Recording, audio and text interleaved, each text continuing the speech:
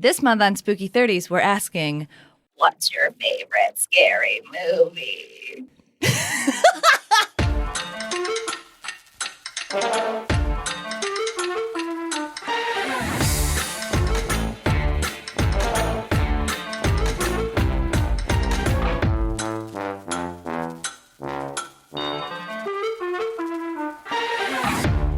Welcome to Spooky 30s, a podcast where I, Stella Cheeks, a 30-something of questionable taste, invite my friends on to turn me into the horror-obsessed fangirl I look like but never was. Each episode, my special guests pick a horror property that I just have to watch. We watch it, read a bunch of cultural criticism, both peer-reviewed and publicly published, praise to the internet scholars and Tumblr historians, and then we have, hopefully, a super interesting conversation for your ear holes. My special guest this month is graphic novelist, burlesque host extraordinaire, and horror superfan, Jenna Dalgety. I should have put Rosemary Wife, because we talked about you so much on her episode. Hi, Jenna. Hello. So why did I ask you on this podcast? How do you know me? It's my weird, aggressive way to start this podcast. I'm the villain of the podcast. It's already revealed so soon in the podcast? Yeah. Well, then what's the point of listening? Well, because I have a secret accomplice that you don't know yet. Oh, I'm the one. I'm the red herring. Wait, is it Bobby then? Yeah, I mean, I guess there's only 3 of us in this room, so it would have to be Bobby. Or it's the ghost of my mother. That just totally threw Bobby. He didn't even have time to put his mic slider up. He was like, I don't know. You know what? I'm not going to contribute. Anyways, Jenna, welcome to the podcast. How do we know each other? Through performance, really. Through Plan 9. Because I'm a true member. You sure are. And like, it's your Bobby's thing. Yeah. Fun fact that I may have told you, I'm sure I have, but my first solo ever that was outside of the company that shall not be named was at your former show, Ties and Tassels. So my first non-Nerdlesque number and my first solo number outside of a troupe was at Ties and Tassels. Yeah. So I guess blame Jenna. You're welcome.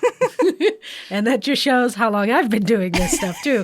Because that was I was doing Ties and Tassels further into my performance history. Yeah, yes. Wear old hats in the burlesque and drag scene. How about it? Embarrassingly old. Moving on. What is your relationship to the horror genre? Why did you want to come talk about slashers with me? Oh, man. I've been watching horror movies long before I was probably supposed to be watching horror movies. I think that is a running theme with people who are horror fans. Yep, exactly. I remember it was a Friday the 13th. My brother was babysitting me, and I was young. And Friday the 13th was actually on HBO. And I remember we watched it and I wasn't supposed to. And then we found like a headless bird out in the yard too. And I'm like, ugh. But yeah, like that. And one of my first careers that I ever wanted to get into was being a special effects artist for horror movies. So I used to like buy Fangoria magazines and like buy little fake broken bones out of latex and like paint them to make them all bloody and stuff. Yeah, yeah. Well, and the graphic novels that you've written have all had like a horror theme too, right? Or a lot of them? No, 1 out of 3 of them. Oh, okay. But that one is like based on that book, Scary Stories to Tell in the Dark. Mm-hmm. So I took 3 stories from that and kind of reimagined them along with my illustrator for that, Sarah Benkin. That's really cool. Those books, I always have a visceral memory to them. For some reason, whenever I'd see them at like the Scholastic book fairs or in the library, like I never wanted to touch them. Like the covers were so creepy to me that I was like, you know what? Even if the stories are good, I don't think I could. I think this book might come alive and eat my hands. Oh, yeah. So I can't touch this book. Yeah. The illustrations terrify me. They're terrifying. Oh, yeah. And they're still terrifying as like an adult. Oh, 100%. 100%.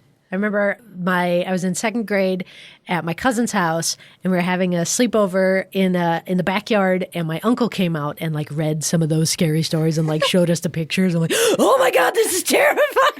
And you're just going to leave us out here in the dark. So what horror property, if you didn't guess from the opening of the podcast, what horror property are we talking about today? What is it, and why did you choose it? Scream. This was like your 4th pick. We went through many iterations of the things we were going to talk about. But I am ultimately glad that we landed on this seminal piece of horror. Oh, 100%. Yeah, because this was the one, I remember I was working at a movie theater when this came out in 96. Wild. Oh, yeah. I was an usher. Yep. And like it blew my mind because I'd been watching horror movies before that, but that one just, I mean, it did. It really turned the genre on its head and called a lot of it out. And it was just wonderful. Well, and it does it in a way that's like a love letter, right? It's not, at least for me, from my perspective, it doesn't feel like scary movie, right? It's not like making fun of it. I mean, it is, but it isn't. Like it's still Wes Craven. It's still, they have a appreciation and a love of the genre, and it not only honored the past but like reinvented the future, and it like kickstarted another wave of 90s horror films. Oh, absolutely. Yeah, because you had all of those coming out after it. Final Destination. Terrifying. Yeah, you had all that. But it's like Wes Craven, like he was the guy behind Scream, him and Kevin Williamson. Like they were the ones. Of Dawson's Creek fame. Yes, there we go. They were the ones behind Scream. And so, I mean, Wes Craven is one of the granddaddies of horror films. So yeah, like there it was, like accurately described. It was a love letter because I mean, if Wes Craven would have ever, I would have been shocked to see if he ever like pissed on the horror genre, just because he was so integral in helping it thrive, especially in the 80s. Yeah. I think it was interesting. One of the things that I looked at about the conception of this film, I think, so I've never seen, we'll talk about it, but I've never seen a lot of the movies that this is sending up, but because they are so pivotal in pop culture, even if you weren't a, hashtag horror fan, you like still know a lot about them. So I still caught a bunch of stuff. But then reading about it, Wes Craven, I think it was in like 1994, tried to do like a meta movie with the Nightmare on Elm Street stuff, and it like really flopped and didn't work. And I think without having seen it and just read about it, it seemed because it was still really tied to its subtext, and it was trying to make a commentary about the movie that it was inside of, whatever. And I think the reason that Scream works is because it's homaging all of that stuff, but it is still its own thing. It was like, we're not a 1980s slasher movie. We're not that stuff. We're something new, but we're paying respects to it, but we're starting again. And I think that break was what made it work so well. Oh, yeah, absolutely. I mean, I remember, was that A New Nightmare? Yeah. Yeah. And I remember seeing it, and yeah, it didn't work. I mean, it worked for what it was, but no, I mean, Scream is different from that. You can see, like, some of the similarities in how he kind of, like, you're talking about the genre, and you're talking about the thing itself. Like, it's that Inception kind of. But, yeah, New Nightmare was... Inception in itself, a textual reference. Yeah, yes.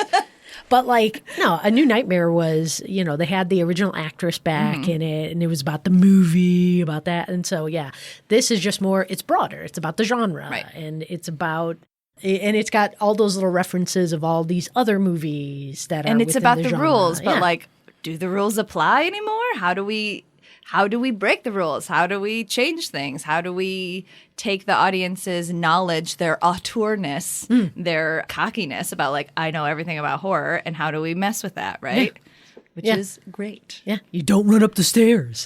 You never run up the stairs. Yeah, that's exactly it. And like, I mean, you have all the horror tropes. Yeah. And that's exactly it.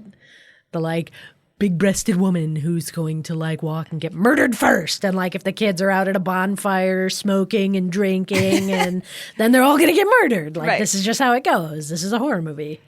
Yeah, I think the thing with Scream though is that they take those moments and they do those things, but they make a commentary on those things, or sometimes they don't do those things, which is great, and we'll get into it. So my relationship to this franchise is I had remembered watching a Scream at a sleepover at my friend's house. And it wasn't even a sleepover. I was like at her cabin, like cabin in the woods. And it was a cabin with like a lot of big fucking windows and stuff. And I was like 11 or whatever.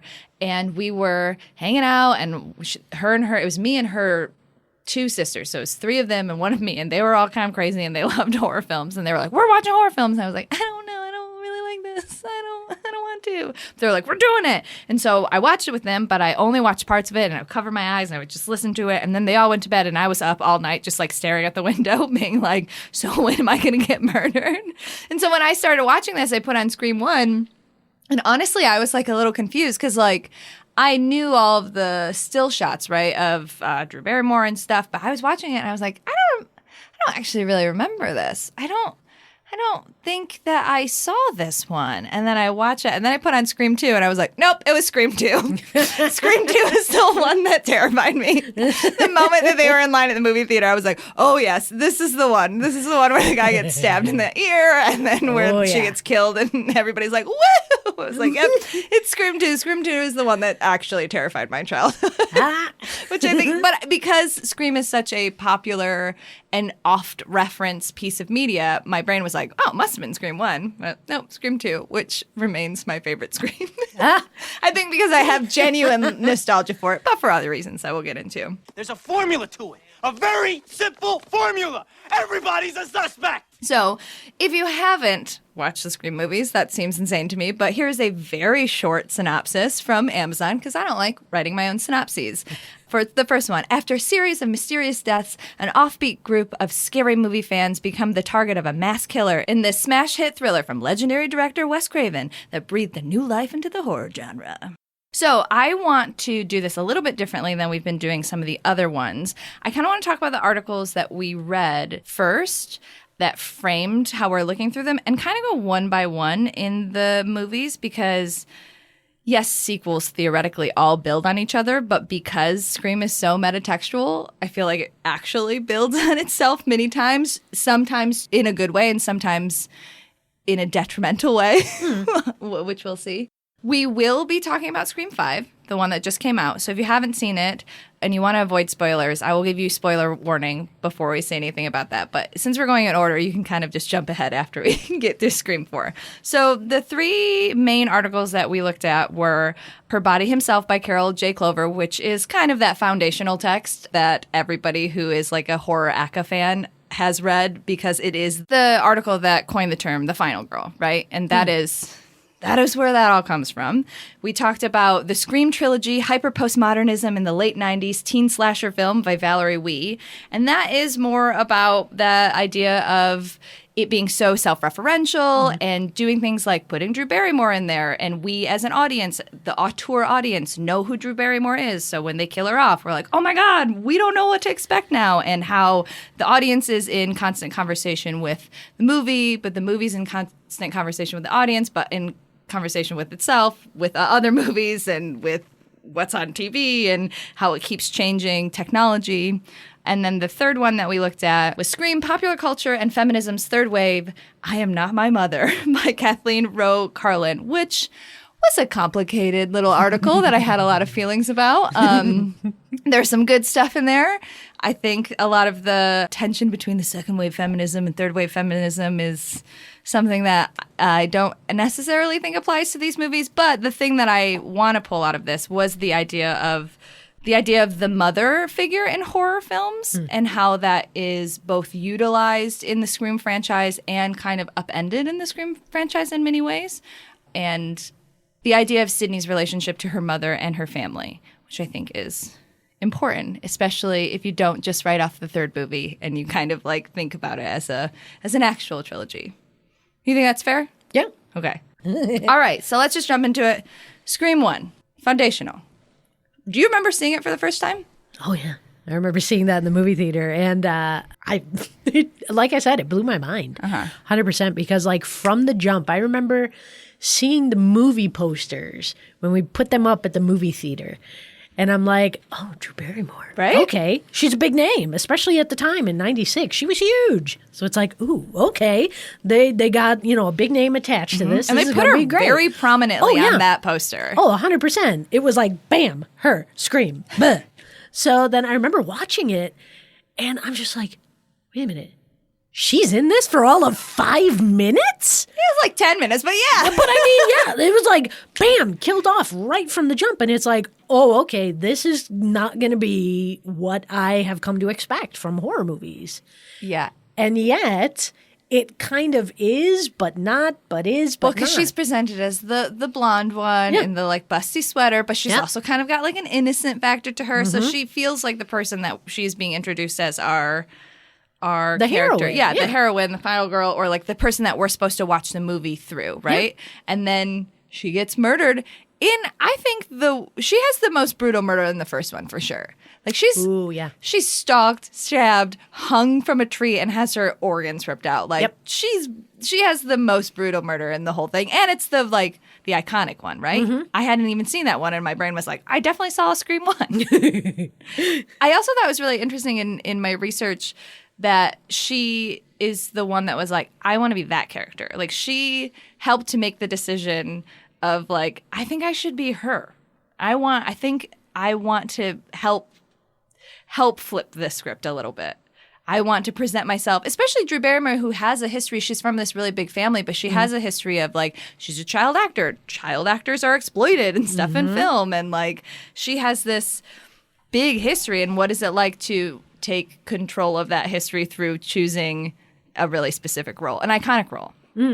I really like that. Yeah. And like you said, I remember seeing the blonde wig on her, and I'm just like, wait, but that's not Drew Barrymore, but that is Drew Barrymore. And yeah, she did. She became that, like, the one that you think is the pure final girl. Like, oh yay, I'm going to live through this. Nope, you are going to die horribly.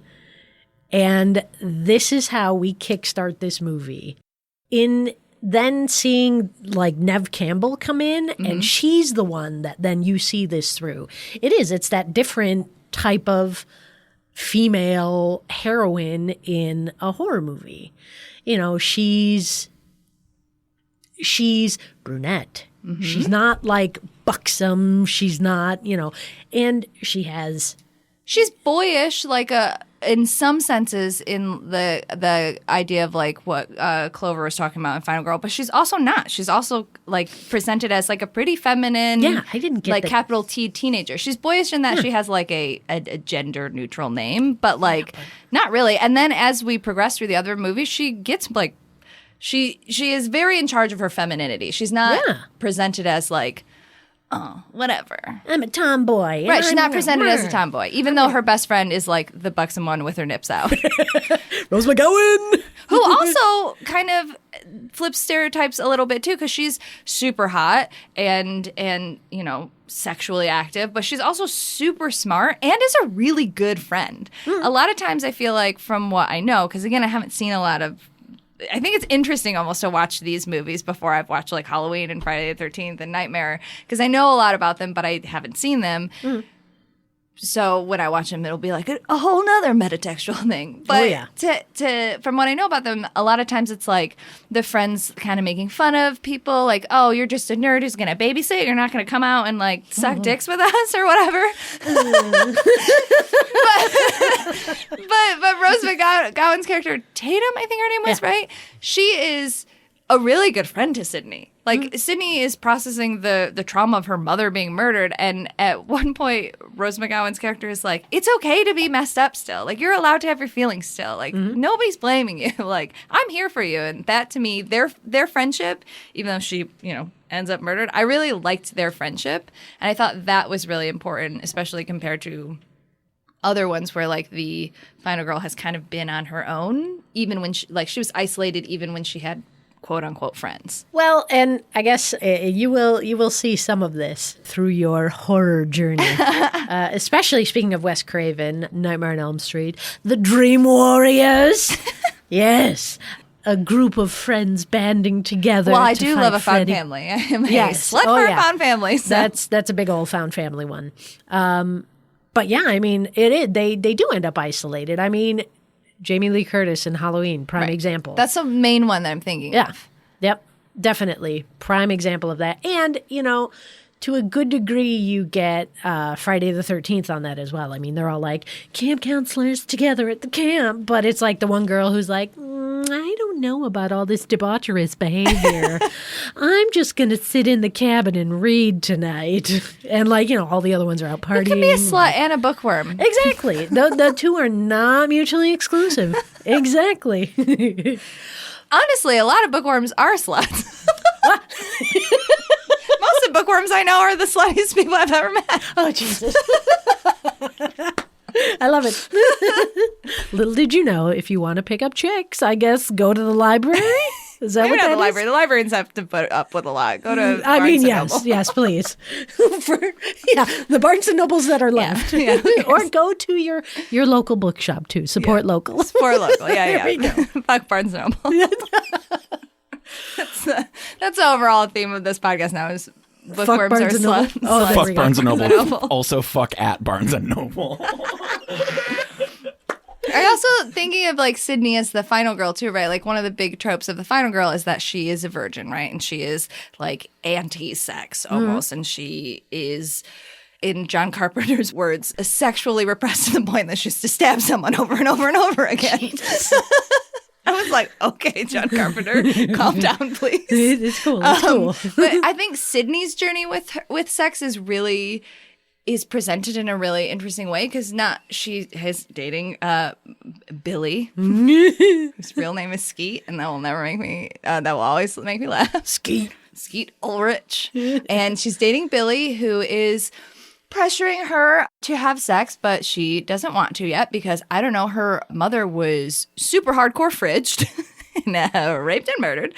And so she has like a lot of trauma about that, rightfully so. So it's not only is she going through the changes that a young body goes through and the choices about her sexual future, but she has this like trauma that she's generational sexual trauma that she's dealing with.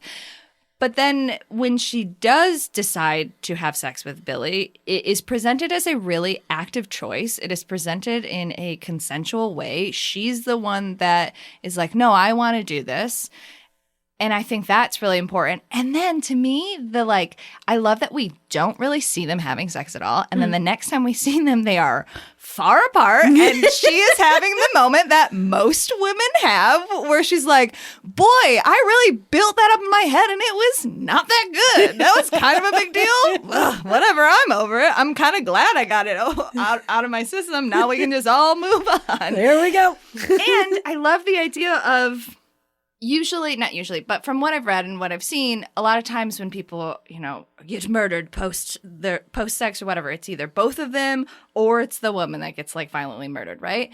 And Billy, and yes, I know that he's the bad guy here, but we don't know it until the end, is the one that gets like stabbed and quote unquote killed right after they have sex, and she escapes again. And I like the idea, I like that visual of her getting to choose to have sex, having that hilarious moment, but then also not being murdered directly after she has sex. And again, she lives throughout at least 4 of them. No spoilers. So she's a quote unquote final girl that is presented as a sexual person who has agency over her sexuality and doesn't stab anybody, but shoots him right in the head. Yeah. And I like that. She's like, I don't need to get close to you. I don't need to touch you again. I just need you dead. Yep. And I appreciate that. Yep. I'm going to stab you with an umbrella. I'm just going through to push the you shoulder. away from me with the umbrella so I can get a good headshot. Yeah, exactly. This is just like a shepherding tool. I also love how much agency that she has, too. I feel like there are some final girls who don't even kill their attackers or whatever, or they get rescued. Like, they're the final girl because they lived. And, sometimes they kill them and stab them phallically over and over again through their sexual repression. Jesus. But the fact that, like, Sydney consistently kills people in a not up-close way, and I'm not, like, advocating for, like, gun violence, obviously, but the fact that she kind of does it in a way where it's like, I don't even care about your personhood at this point. Like, you put on the ghost killer face and you assume this mantle and like you think I'm fucking Sidney Prescott, get out of here, bam, you're done. Unless you're a family member, and then I'll kill you and lay next to you gently and look at you and be like, you're really dunked up. Yeah, but no, that's exactly it. That was the difference between, up to that point, that was like the huge difference between the Sidney Prescott final girl and, for example, like Jamie Lee Curtis's final girl throughout. Which they reference all the time. Yeah, They're literally watching Halloween at the party. Well, because, and she had done a few other horror movies before that. So, she's I know, the Scream Queen. Yeah, I mean, Randy Meeks just like losing his mind every time. The Scream Queen, Jamie Lee. I love Randy Meeks. No, I just love it that while he's like drunk on the couch watching Halloween, he's like, Jamie, look behind you. And I'm like, oh, fuck you and your name. Yeah. Jamie And Kennedy. This is not really a spoiler, but like they do recreate that moment in the 5th Scream. And the inception of that entire moment, like watching the Stab movie version of what happened in the Scream movies while watching Halloween. It's like a hall of mirrors. Yep. That it's just like all of the mirrors going into like a tunnel. Yep. I really appreciated that. I really like the character of Randy Meeks. Like, I identify with the nerd who's like, I got facts on facts. Listen to my facts. Everybody's a suspect. But I also, I like that yes, we are supposed to identify and we're looking through the film and through Sydney's eyes, but we're also sort of looking through the film from Randy's eyes because like this generation of moviegoers has seen a ton of fucking movies, right? So even if you don't consider yourself a #film buff or whatever, like you grew up watching TV, you grew up watching movies, you have a intertextual knowledge, whether or not you engage in it from like a critical or a media literacy way. You have that going in. So you are an auteur whether you think it or not. So having Randy be there, be like, no, here are the rules. Remember, you've seen these movies. Let me remind you of the rules. Let me remind you, like, and the fact that that he works in a video store too, very good. The chef kiss. I love that. I really, really like it. And I really like that in the first one. I like the group that survives. I like that he is one of the like 4 survivors in the first one because at least in the first one he is part of the people that we're meant to associate with. For me, at least, I associated with Sydney, but I also really heavily associated with Randy. I was like, yes, these are our focal points. Do you like Randy Meeks? I do in the first one, and that second one, like that whole like beginning scene where they're in like film class and he starts doing all the like impersonation. I mean, yeah, I was just like, oh my God, please stop. Please stop. I think that was one of the moments. I liked Scream 2 a lot, but that a lot of times Scream is self-referential in a really good way. But there are moments when it's self-referential in like a bad way. And their whole like, this is a sequel. Let's talk about sequels in film class talk was like a little much. Yeah, that was. And just like, and honestly, like that was the tipping point when it was just like all of his like, I'm going to do the Godfather impersonation. I'm like, oh my God, please stop. Please stop. Just stop letting Jamie Kennedy be Jamie Kennedy. Just keep the movie going. Like it just seemed like like you said, a big jerk fest. But he got killed in broad daylight. I mean, yeah, he that did. was a good kill. That was just like a snatch and stab. Yep. And then the people walking by with their boombox. And the guy dancing. For a series that's so reliant on technology, I like that in the progression of each film, like we see different technology. Like even from the first one to the second one, we see Sydney with her fucking caller ID. Like I love that. Like that is a part of the like hyper postmodernism, right? To go back to that article, like part of the reason Scream works is because part of the reason Scream works is because it's presenting it to an audience who got bored of slashers because they kept being like, oh, that would never happen. You would do X, Y, and Z. And it's like in this one, yeah, that wouldn't happen because I would look at my caller ID. I looked at my caller ID. Oh, like, yeah. I like that. That is not only intertextual conversation with other media, but like acknowledging the state of the world in which we live. Yeah, but honestly, like Scream 1, like dialing 911 from On her your computer, I'm like, wait, what? That was a thing even? I'm like, no. Who used our computer for that, really? Her mother was murdered. She probably had to think about a lot of things. I mean, maybe. That's possible. But, I mean, what was that? Scream 3? Well, the Scream 3 fax has like machine? We're going to put the pages through a fax machine and read that? I'm like, what? What? Who faxes? Even then, who is faxing that shit? People are still faxing now, Jenna. Yeah, but it comes through your computer, not a separate fax Not if machine. you work in the United States government. Anyways, Scream 3 also has like fanciful technology that's like, I have a deep fake machine. Yeah. Just like we don't even have that technology now. Yeah. He's got our voices. So this is like Ursula the Sea Witch. I like, at least with the Scream movies, and specifically starting with one, the idea that there's like 2 killers, right? Because like I feel like in each one, except for obviously 3, in each one you can be like, okay, that one's definitely the killer. I don't know who the other one is, right? I really like that. So like for Scream, I feel like it's very obvious that Billy is one of them, even with the fake out. And even Randy is the one that's like, oh, no, it's definitely him. But for me, when like the Matthew Lillard character was Stu, right, was revealed as the other one, I was like, oh, this is a good choice. And also, wow, this guy gay. He just really wants to be his best friend. They were literally all over each other. They were like hanging off each other with knives in their hands. And I was like, honestly, I was shocked that out of all of the things that we read, all of the peer-reviewed articles, all of the reviews and just like stuff on like the Mary Sue and Fox, whatever, not one article was like, so are we going to talk about the homoeroticism between Billy Loomis and Stu? Nobody wants to talk about it because it's all I want to talk about. Well, that tracks. That's on brand. Yeah. But look, I just watch things with my eyes, Jenna. Fair.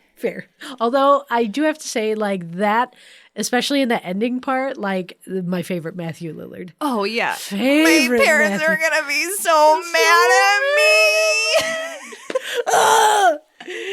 You hit me with the phone, dick. Oh, so you good. stabbed me too hard. I'm dying. I think I'm dying. I also really like that portrayal specifically because he's like the crazy bad guy with his weird extra long tongue, and he's like hanging off of his stabby boyfriend, and he has this like where Billy feels like a classic like sociopath, like, oh, I flipped the switch and now I'm like, oh, my voice is in a deeper register. Anthony Perkins, psycho. Yeah, so he's like that type of serial killer where Matthew Lillard's like, nope, I'm just the crazy one. Hello. But then as he starts to die, I like that he has this like vulnerability and sadness about it where he was like, oh, not phone. I don't like relate to him, but the fact that he was like, yeah, I'm in control and I got a knife and I'm super badass, and he's dying. He's like, oh, I'm crying and I'm sad and I'm just actually like a weak little bitch. And I killed all these people, but I suck. Like,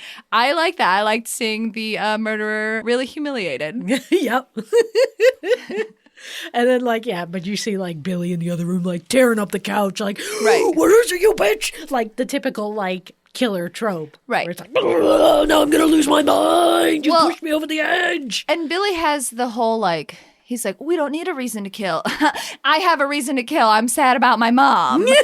Which is a very classic psycho serial killer trope. Like, literally goes all the way back to, like, Psycho. Whereas Matthew Lillard's like, I'm just here for a good time. Which I don't know if I've said on this podcast. I do love serial killers that are just like, I did it because it was fun. Like, I don't need you to have, like, a psychosexual reason for doing it. Like, that is boring to me. And so I like that we get the juxtaposition of, like, I had fun stabbing people. My mommy hurt my feelings. Well, I mean, what? That goes back to, like, what was that? The 30s. What was that case here in Chicago?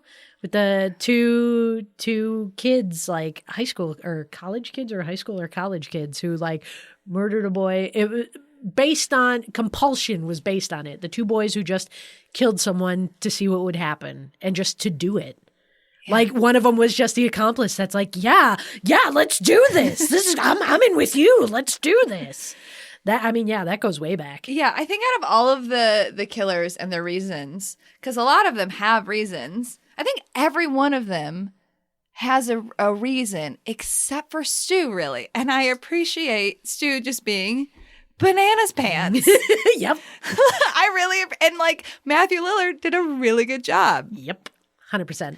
And I think it's interesting that we introduced the idea of Sydney's mother in the first one, who was murdered, and we think that Liev Schreiber did it because she was having an affair with him. But then we learned that, oh, Billy Loomis's dad was also having an affair with this woman. And so that's the reason he thinks that she deserved to die. I don't think he killed his dad. Maybe we should have killed her dad. He was also an accomplice, but whatever, sexism. But so we set up this idea of like, my mom left me, so I took your mom away. And then I guess if we just jump to Scream 2, the killer is revealed in that one that it's his mom that is like blaming Sydney for killing her son and blaming Sydney for the sins of her mother. And then in Scream 3, which is not a perfect or maybe even good movie, but has interesting things, I think the way that they wrap it up with the idea of the like illegitimate brother or whatever, and the like sexism and casting couch stuff in Hollywood. So like we get the meta stuff of like, now we're on the set of Stab 5. I don't know. We're on the set of a Stab movie. So we're on a set of Sydney's house, Inception. But then we learn that her mother was actually an actress that was her mother really went through it. Her mother had a rough life, but she was sexually assaulted at like a party where it was just like, oh, well, you go to these parties, you hook up with a director, and then you get a role. As Carrie Fisher's character said, oh, they cast a girl who looked a lot like me because she would sleep with the director and I wouldn't. Yep. Carrie Fisher, icon. That whole scene, I was like, the whole time I was like, is that Carrie? It has to be Carrie. Oh, yeah. Oh, it's Carrie Fisher. Oh, yeah. So good. But so then that's like a metatextual analysis of Hollywood and stuff. But I think that through line of her mother, because at first it's introduced, it's like Billy and Billy's mother and his issues with his mommy, which is like classic slasher reasons, right? Like Jason has weird shit with his mom. He keeps her head in like a cute little shrine. And Norman Bates, wears his mom's clothes and keeps her skeleton in the basement. Like and, you do. Casual stuff. So we have this history of, mothers and sons.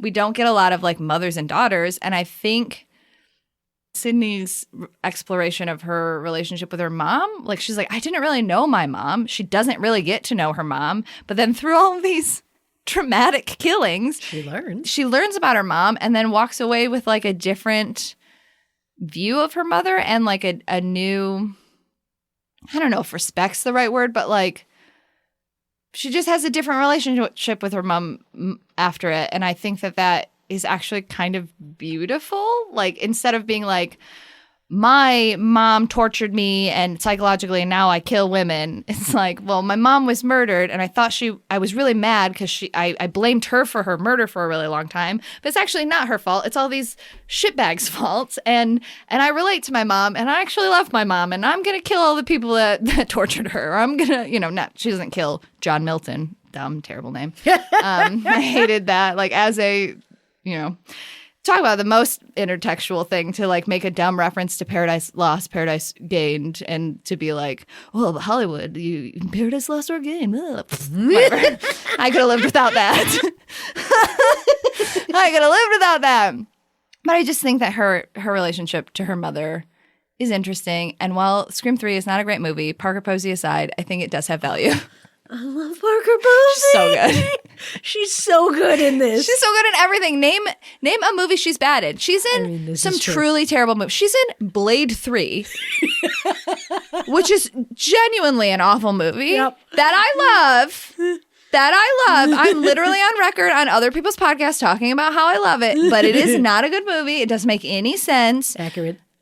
She's incredible in it. Yeah. She is incredible in it. Just those moments when she's walking with Gail Weathers down the hallway and like one adjusts her jacket and then the other one does the same way and she's like looking over her shoulder to see what Gail's doing and kind of mimicking it. I'm like, oh my God, Parker Posey, so queen. Or she's just like, well, the way I see it, they want to kill you, but they're taking it out on me. So if I stand next to you, then they're less likely to kill me because they actually want to kill you. It's like, yep, that works. That tracks. Yep.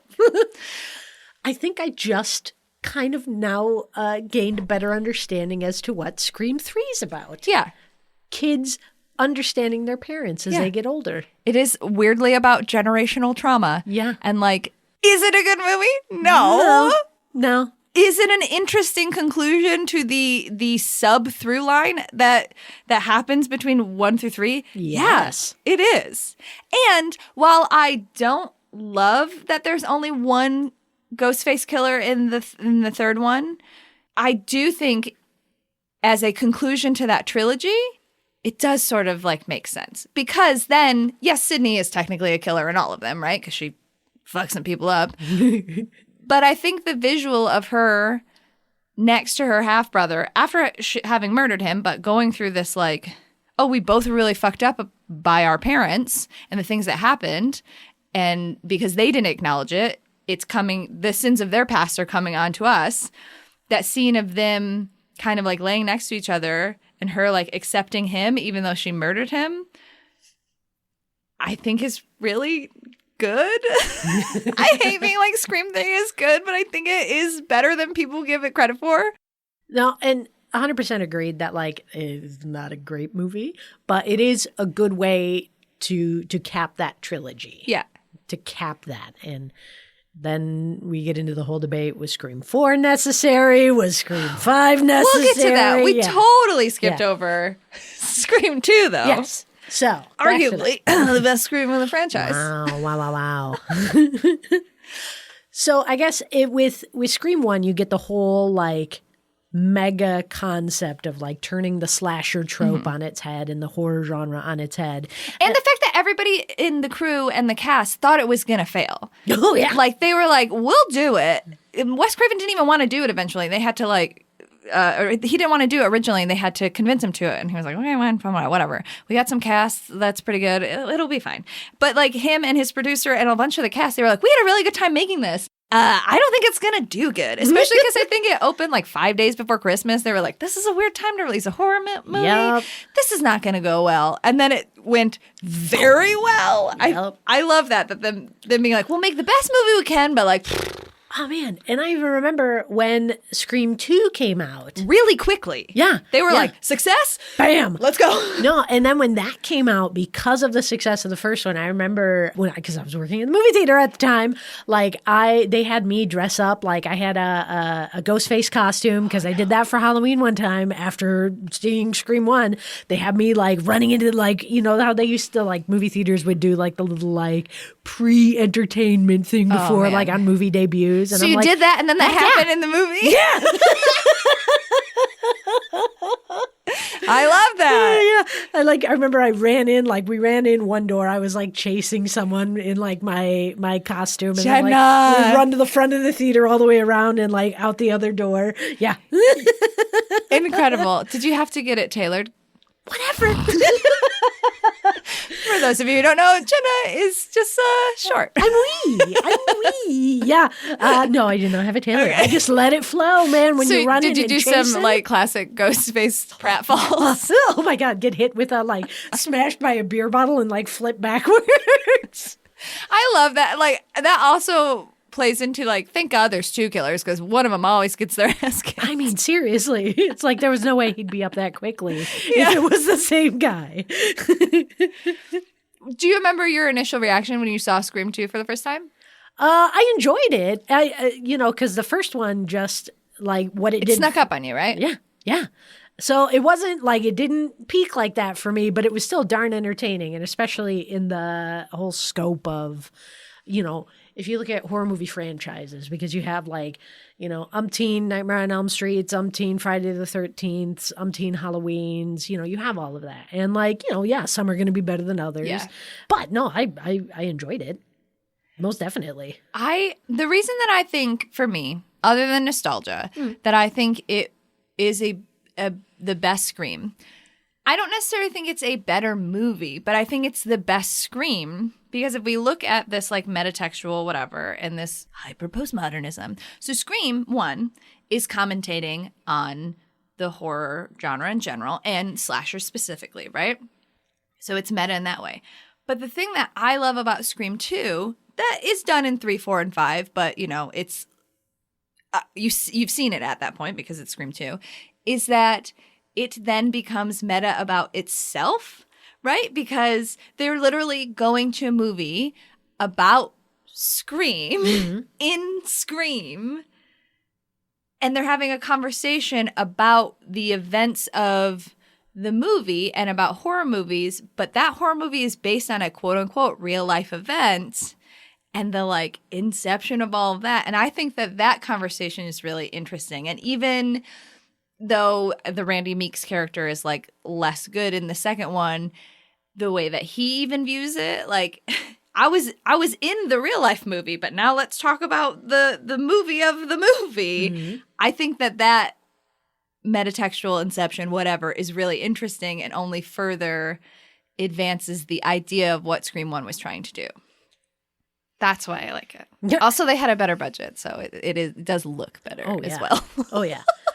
And just like how you have throughout the Scream franchise, you have so many cameos. And like you just saw so many people wanting to be on board with Scream 2, especially based on the success of Scream 1. It's like you had Luke Wilson as a cameo, Heather Graham as a Tori Spelling, which I love that they called that in the first one. I know. And got her so for the good. second one. And then with my luck, I'll be played by Tori Spelling. Bam, you are. Sarah Michelle Gellar. Yeah. Jada Pinkett Smith. Yes. Omar Epps. All of that.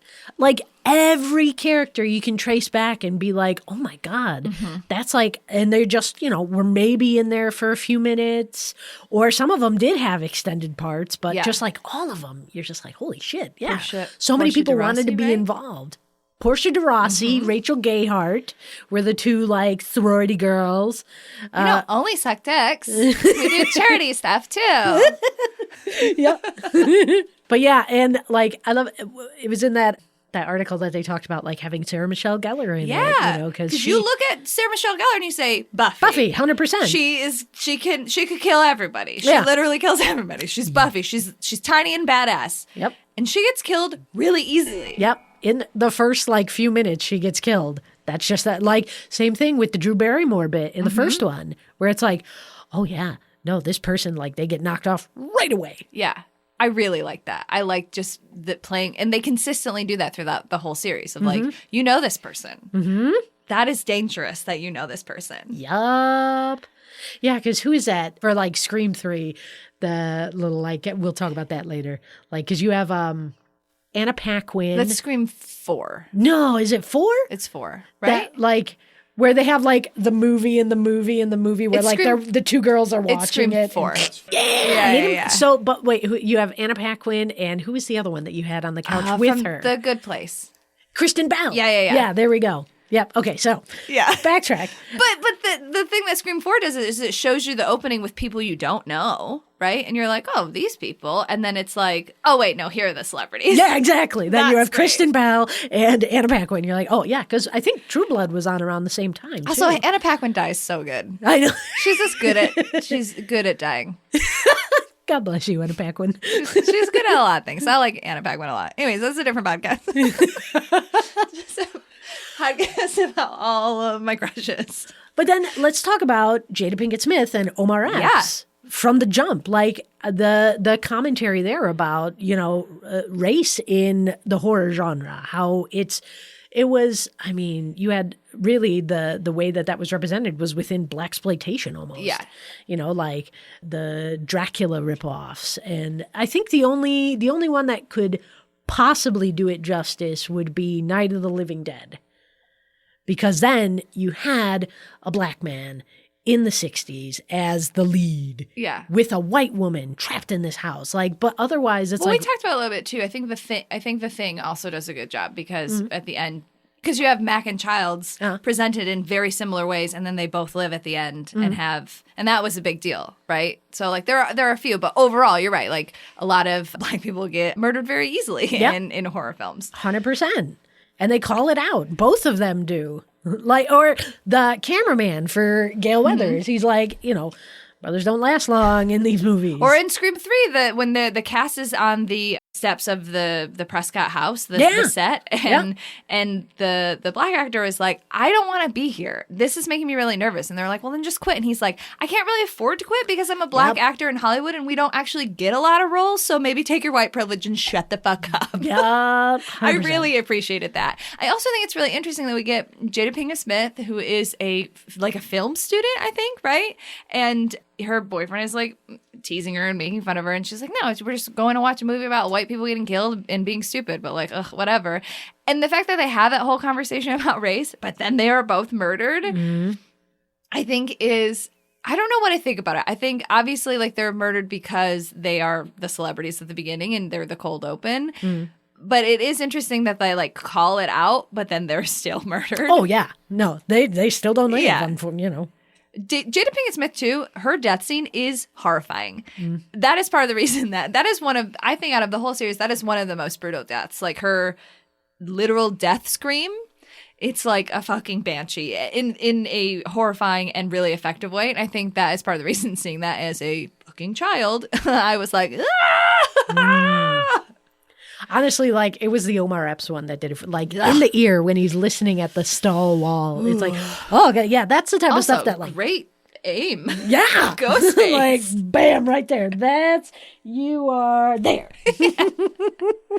Because we see that in a couple later ones where we get the classic shot of the knife going through the door, but like missing. I think it misses like Liev Schreiber in one of them, but like Omar up, they were like, boom. Yep. Gotcha. Right there. But I also think it's interesting, and not that I don't think the Scream movies do a great job dealing with race at all. No. Right? They really don't. It's like it calls it out right away, but then it's like, but it's still, it kind of feels like tokenism almost. Totally. And I think, but it is notable, I think, that there are, that they at least... there are more people of color in the subsequent ones than the first one. They were like, they noticed it, they called it out, they literally called it out, and then they kind of did tokenism in each one, which is not great, but it is interesting that they noticed it and then like did, classic Hollywood bare minimum. Though the fifth one is a lot more diverse. Yes. In general, which I think is a sign of the times in a good way. You know, we haven't really talked about at all is David Arquette. Oh my God. Do we? And so what was it? David Arquette and Courtney Cox. Yeah, they met in the first one, then they got married. Yeah, and they were married. I was looking that up because I'm like, wait, were they still married? They're married through the first three. Yeah, because I think it was like 2013 or something that they divorced. So are they married in the fourth one? I don't think yes. Or they are. Because that was 2011. Okay. But they're not married in the newest one. No. But they are friendly. I Yes. know that from watching David Arquette's wrestling documentary, which is quite good, actually. And if you like David Arquette, or if you watch these and you're like, wow, he's actually pretty good in Scream 5. He's really gotten a lot better as an actor. You should definitely watch You Can't Kill David Arquette. Even if you don't like wrestling, this is a sidebar, but even if you don't like wrestling, but you're always like wondering like, I wonder why people like wrestling. In a similar but different way in which like Scream 1 is a love letter to horror genre, You Can't Kill David Arquette is a love letter that's very meta to pro wrestling. So I highly recommend. Okay. But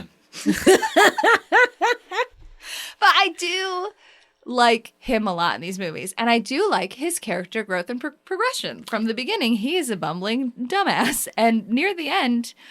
he is a hardened alcoholic cop who's seen some shit, but is still trying, and he's learned, and he's not as dumb anymore. Yep.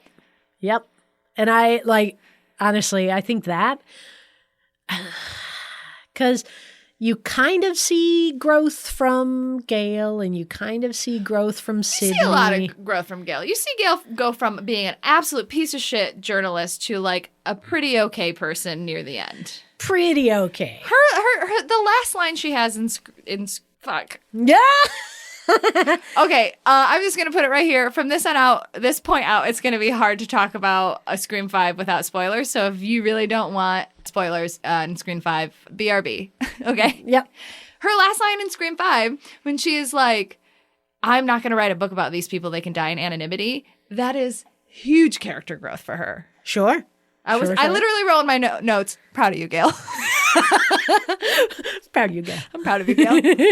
Really proud of you. And it's just like, for me, watching Sydney as well, where it's like, okay, yeah, she's a teen who has to learn how to deal with, finding out about the truth behind her mom and what happened before. Having killed many of her family members. Yep.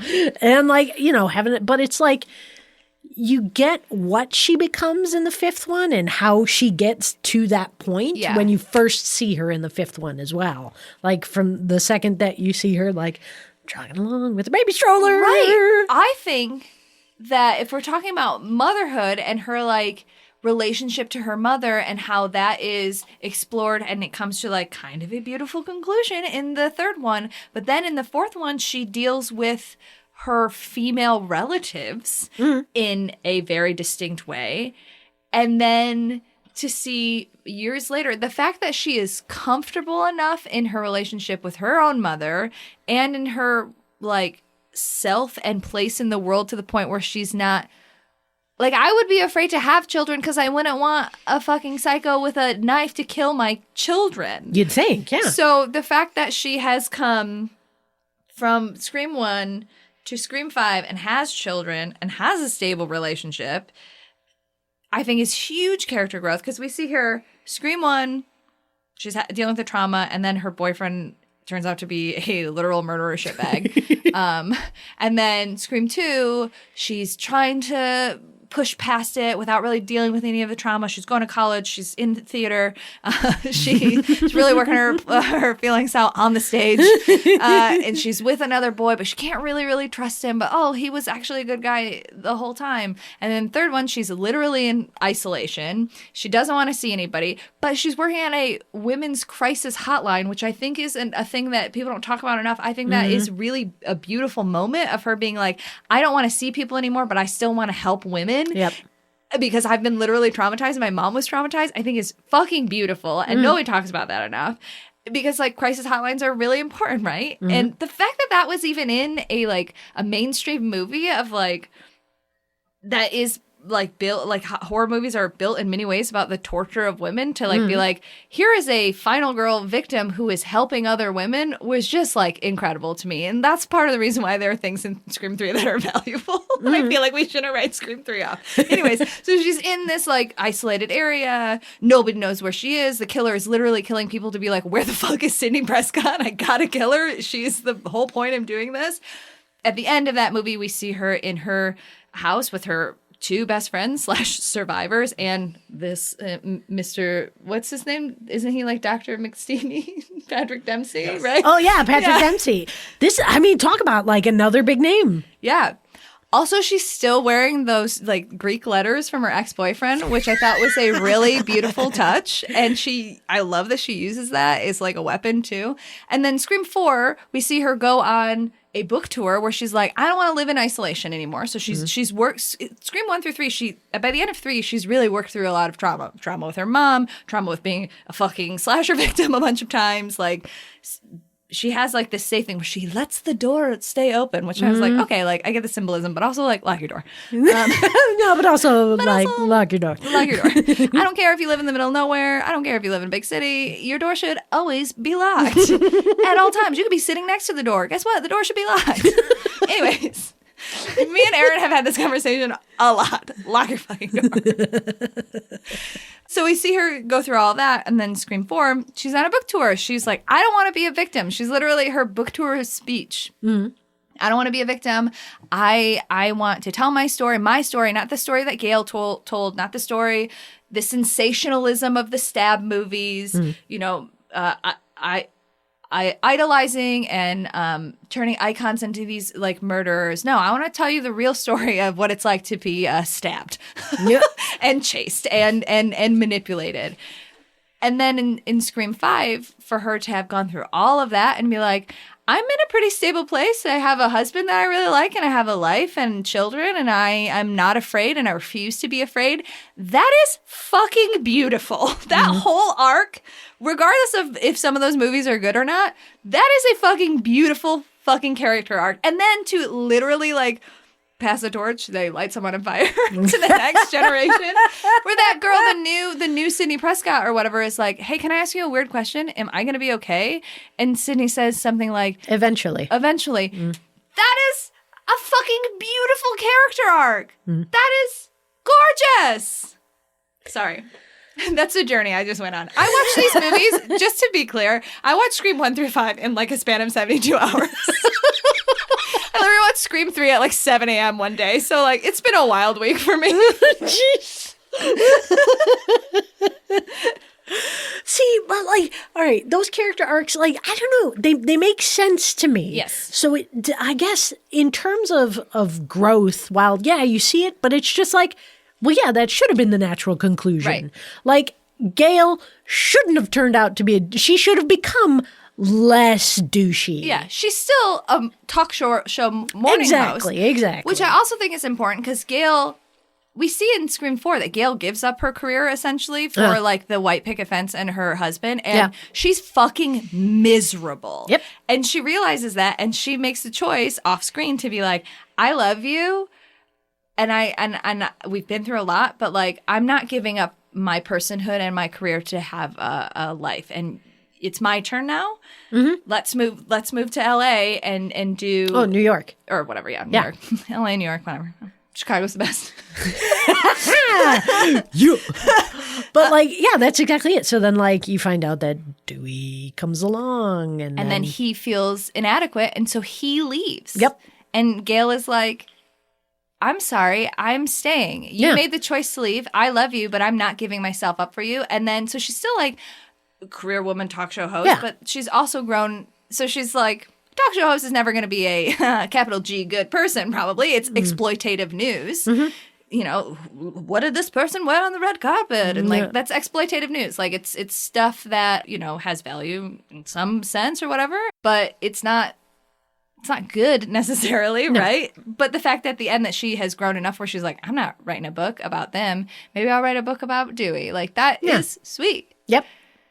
And she's got to write a book about Dewey because... Oh, Dewdrop. Dewdrop dies. Oh, Dewdrop. Horrifically. Yeah. Double knife. They were like, we're fans of the franchise. You've died a lot. We're going to literally stab you so bad that you can't die, and we're going to stand here and make sure the light goes out of your eyes. Yeah. We will leave no question as to whether or not you'll come back in the final reel. Yeah. Like, nope, sorry, Dewdrop. But like, yeah, that was woof. That gets into my frustration with like some horror tropes where it's like, oh yeah, you know the guy's going to come. You know he's not dead. Like, Dewey comes back to do the double tap. But like, he gets a phone call that suddenly distracts him. And right in that moment, like that split second, the killer jumps back up and like, we're going to Well, here's the thing. It's never explicitly said, to my knowledge, I don't think. But like, those robes are really flowy. They must be wearing Kevlar, like full bodysuits under those robes. Well, no, right? I think you saw it that like Dewey noticed that like you could still see the bullets there. Like he was wearing a bulletproof vest. Oh, and yeah, that makes total sense. Yeah. Exactly. Like, why don't we just do a headshot first, guys? Right through the mask, right through the forehead of the mask. I guess maybe it's hard to know where no, I don't know. Yeah, but hey, just bam. Right somewhere up there, you're going to get it. But that's exactly it. It's like, what? Why? They never went for the head with Ghostface. You know, eventually. But I do like that because it's still a horror movie, right? They can't bend all of the... I know. They have a script to follow, and it's like we can bend it here and there, but not all. And like I think that's the good fine line of these movies for the most part. I was like emotionally wrecked when he died, and that also is a good character arc for him, right? Mm-hmm. We talked a little bit. Oh yeah, he's like a bumbling idiot, an adorable bumbling idiot in the first one. In the second one, he's like a little less bumbling, but he also got totally like taken advantage of by Gail, so he's learning. Yeah, he's learning. Yep. And then by the third one, he's a little bit better at his job, but like. Not super great at it, but he also knows what's important. Yeah. And Sydney's important to him, and Gail is important to him. And he does a really cute, great proposal. That is a great proposal. A+ points on the board for Dewey. That was cute. In 4, he is overwhelmed by being sheriff, right? He's like, I'm better at being a cop, but I'm not this good at being a cop. Yeah. And I like the idea that he, just because not everybody is going to be good at everything, and not everybody is going to have that's very real. Like, not everybody is gonna have the best character growth. And I like that he doesn't turn into like a Mary Sue or Mary whatever the equivalent of a male is just because he lives, right? He's still Dewey. He's still always Dewey. Oh yeah. And the 5th one, not only is he like, I'm not a good cop anymore, he fucked up his relationship, and he becomes like this alcoholic who has never really processed the trauma of having been in a horror movie 4 times. Sydney is processing it. She's written a book about it. Sydney's processing it. Gail has processed it too, because she's written books about it, but she also like... She's one of the people that I relate a little bit with this, where you're like, I don't have time for drama. I'm very busy. so she does that. I'm just going to put a pin in that. Yeah. So he never is really dealing with it. Now he's stuck in a place where he just has to deal with it all the time. And he's dealing with it in a bottle, which also super metatextually, David Arquette has like a history of like alcoholism and stuff. And so for them to put that in there, if you are a David Arquette fan, that is a real life metatextual thing that I thought was really beautiful. And I also think beautiful in that, like, David Arquette has openly talked about how he's dealt with it and how he's come through it and how his life is different now. And so for him to take on a character that's also doing that and going through alcoholism stuff and then making the choice to be an active participant in his life, I feel like is a really beautiful moment for David Arquette and David Arquette fans. All the David Arquette fans out there, thank you very much. There are a lot of people who listen, who watch wrestling. Who There's literally dozens of us. But wait, that was a thing.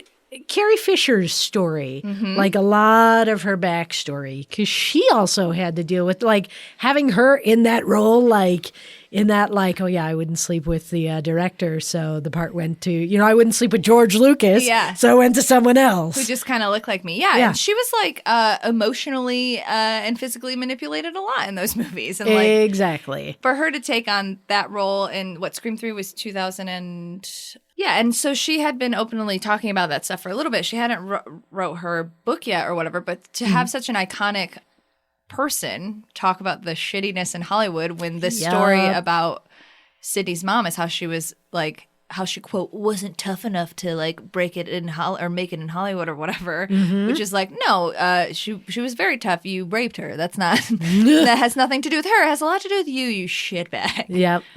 I really liked her cameo in that. Oh, yeah. And that, like, talk about, like, metatextual as well in that. And the, like, Drew Barrymore thing that we talked. I like that these iconic actors are like, oh, we're getting meta? Let's get meta about our real lives, too. How about it? I like that. Let's do that. Yeah. Absolutely. That was one of my, like... I still don't understand how they pulled in all those, like, big names to these movies. I guess it kind of reminds me of like the Fast and the Furious movie franchises where people are just like, dude, they're fun to make. That's why we're still doing it. It's like F9 in a Scream movie. And that was exactly it, because you had all these people on board for it. And even at the time, they might not have been as big as they were, like Timothy Olyphant, where like he got huge, like Deadwood. Hello. I love that his character is... Laurie Metcalf went on Google and said, hey, are there any psychopaths here that would like to do some murders with me? And he was like, me? I'm in. This is going to rock. That is like the weakest part of Scream 2. Oh, totally. For sure. But he is a good actor. Well, so that worked. Yeah, that's how the internet worked back then, Stella. That is something that we should talk about. The fact that these were filmed or started film in the 90s, which is... the 80s and the 90s were a lot of Republicans and, I guess, well-meaning liberals. And, like, speaking of second-wave feminism stuff, to be like, we have to lock down everything because our children's brains are getting rotted by rap music and pornography and horror films, and they're all going to turn into murderers and sluts, and we got to put warning labels on everything. And I'm liberal, but I'm agreeing with the conservatives because, like, we got to protect the family, or we got to protect people from the media, which is all blown out of proportion and ridiculous. And obviously we, for the most part, engage with media in a different way. And it's not that, there are things about it, like a teenager looking at a really skinny photoshopped picture can, psychologically damage you in many ways. But it's not like people go out, and it's not like there's a history of, in our real world, watching a Scream movie, buying a Ghostface mask, and then murdering people. But it is an interesting commentary on that in these movies, they make movies, and then there are murders based on those movies, but based on the thing that happened. Like, why is that mask still being made? There are so many copycat killers. Yep. At a certain point, after the third copycat, like, maybe we shouldn't keep these on the market anymore. Well, and also thinking of that in like Scream 5, the killers in Scream 5 are like, the movies got really bad, so we wanted to reboot the movies with a new series of murders. So we did some cool murders so that the next movies would be really good. Fan fiction! But that is an interesting, like, that in real life doesn't really happen. No. Like, people don't watch movies and say, oh, I'm just going to do that. Like, that's not how, like, psychopathy and, like, murder really works in the real world. But there was this fear and craze about it from, concerned parents and blah, blah, blah. And so I think it is brilliant that Scream is like directly making fun of that. It's like, that doesn't happen. Yeah. Exactly. It literally only happens in fiction. This is fiction. You're stupid. Saying away feminism is bullshit. Well, and also like the whole satanic panic. Like, exactly. Nope. People weren't playing Dungeons and Dragons and then like getting into Satanism and killing people in ritual sacrifices. They were playing Dungeons and Dragons, reading books, and giving blowjobs. There you go. Maybe listening to some heavy metal while they're doing it. But that's about it. But that's exactly it. Like, and dare I say, I got into horror movies as a kid. Yeah. Like, I'm not out there murdering people and doing it's exactly it. That's not how it works. Like, I grew up on a healthy diet of video games, horror movies, and all the. Yeah, and what happens is that metal. you just turn into an adult who like buys action figures and doesn't know how to balance your checkbook. That's what happens. You don't turn into a murderer. Exactly. I know it hurts real deep. You just end up with a room full of Funko Pops. Yeah. 100%. Let's talk more about Scream 4 and Scream 5, but specifically just those movies, because we've kind of gotten into how I actually think that 1 through 3 is like a pretty solid trilogy. What do you think of Scream 4? My initial reaction when I watched it, because again, I watched them all very quickly, I was like, I actually really like this movie. I like this movie a lot. I think, what's her name? Emma Roberts? I think she is a really good actress, and I like her as... Full disclosure, I've been reading a lot of books about female sociopaths lately. I'm really into the idea of women just murdering for fun. I'm not doing anything. Media is not influencing me to murder, but like, why do the boys get to have all the fun? And usually female sociopaths aren't doing it for like a boring psychosexual reason. They're just like, I don't know, why not? I like those books. That's what I've been reading a lot. So in the headspace that I'm in, I was like, fun. Lady serial killer, this is fun. She's a good actress. I like this. The more I read about stuff, I was like, well, this movie sucks. The more I sat with it and thought about it, I was like, oh, wait, this movie sucks. That's my feeling right now. What was your feeling about Scream 4? I mean, because I'm a sucker for keeping on with franchises and things like that. This was Wes Craven's last film? Yeah. Before he died, right? Yeah. Sorry, Wes. Sorry, I hated your last film. Good casting. God bless. But yeah, I mean, like, I wasn't overly taken by it. I didn't think it was anything like super special to write home about, but it was fun. It's not unwatchable. No. There are good performances. I think the cast is really fun. Like, Rory Culkin is fun. Emma Roberts is fun. Hayden Panettiere is fun. The main I love Hayden three. Panettiere. Yeah, I think the acting is pretty good in it. I think that there are things that I like about it a lot. Like, I do really like the idea of somebody being like, I love that. The main character's name is Jill, right? Her cousin? Whatever. Yeah. I love that Emma Roberts was like, I don't basically want a job, so I would like to get famous and be a final girl. Yeah. I was like, relatable. I don't want a job either. Yeah. And 100%. Like that her mom was the president of space. Right? That was what Battlestar Galactica was about? Yes. JK, I've seen it all. Leave me alone. Stop it. You know what? Nerds don't descend to the Twitter feed. I think for me, the reason, like, would I watch it again? Yeah. If somebody was like, let's watch Scream 4, I'd be like, sure. Or like, let's watch Marathon. I wouldn't be like, we'll have to skip Scream 4. But for me, where Scream 1 is doing something completely unique, I think Scream 2 is actually doing something unique too. Scream 3 isn't doing something unique, but is finishing the trilogy in a way that I personally like. Scream 4 is just a copy to me. There's like nothing actually that interesting about it other than I think that there's some good performances. Yeah, and they take the whole theory of why the murders are happening to the next level, where it's like, oh, people want to be famous, and here's a commentary on like the new fame in America and how people don't become famous by being like movie stars or anything anymore. They become famous. They become like infamous. Yeah, it's like the internet celebrity. Right. It's like the Kim Kardashian thing. I want to be famous for doing nothing. Yeah.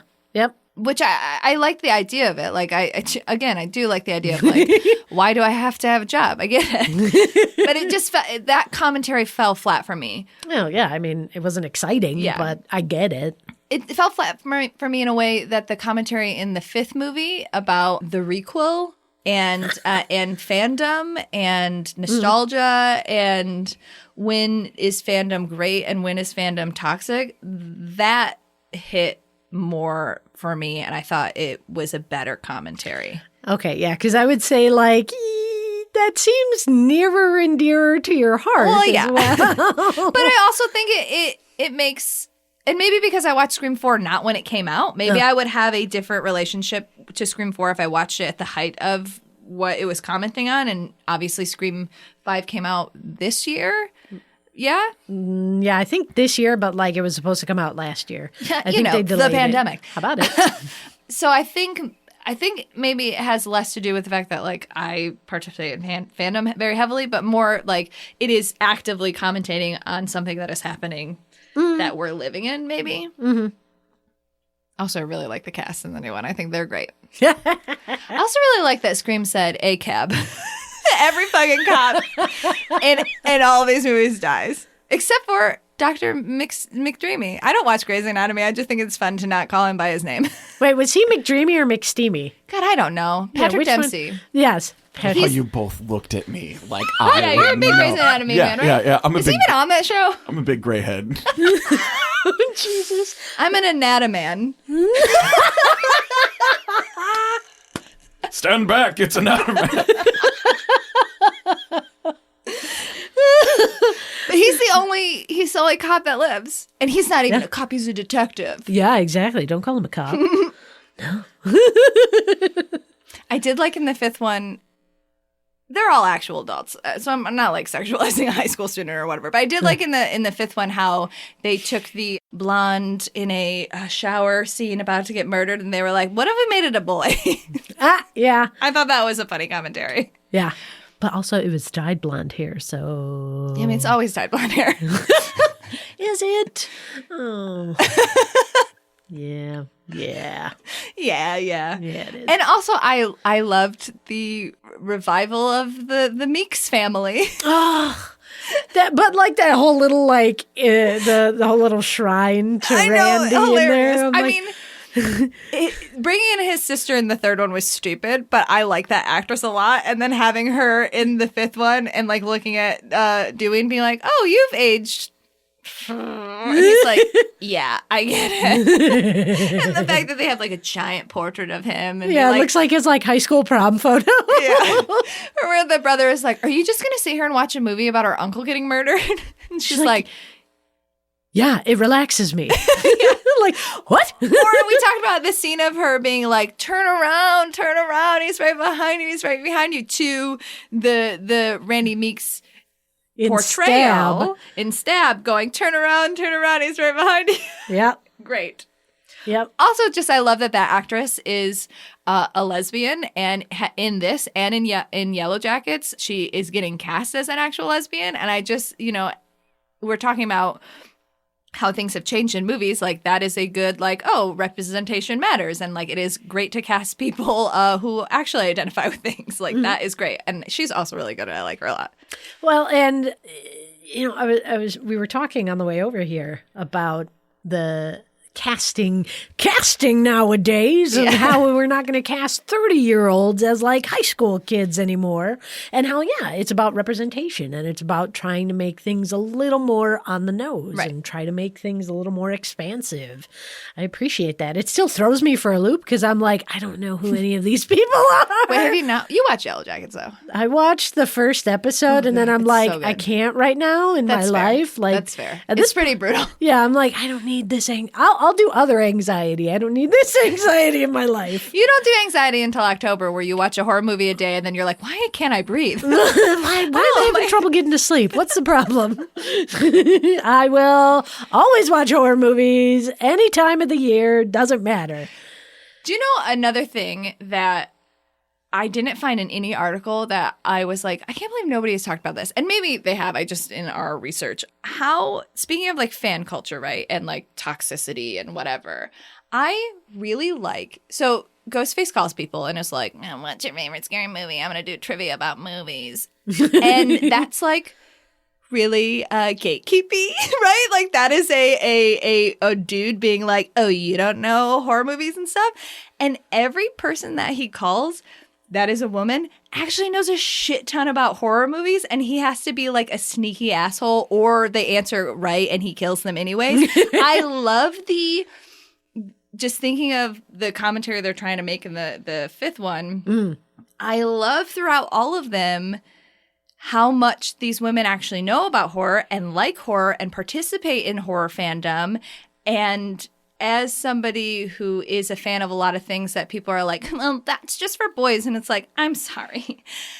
Star Trek is literally a fandom built on the backs of women. It got a third season because of women. Horror is a fandom that is built on the backs of women who wrote things, drew the covers, were in the audience. Like one of the articles we read, it was like, well, the demographics are shifting and now people are paying attention to girls and women who like to go to the movies.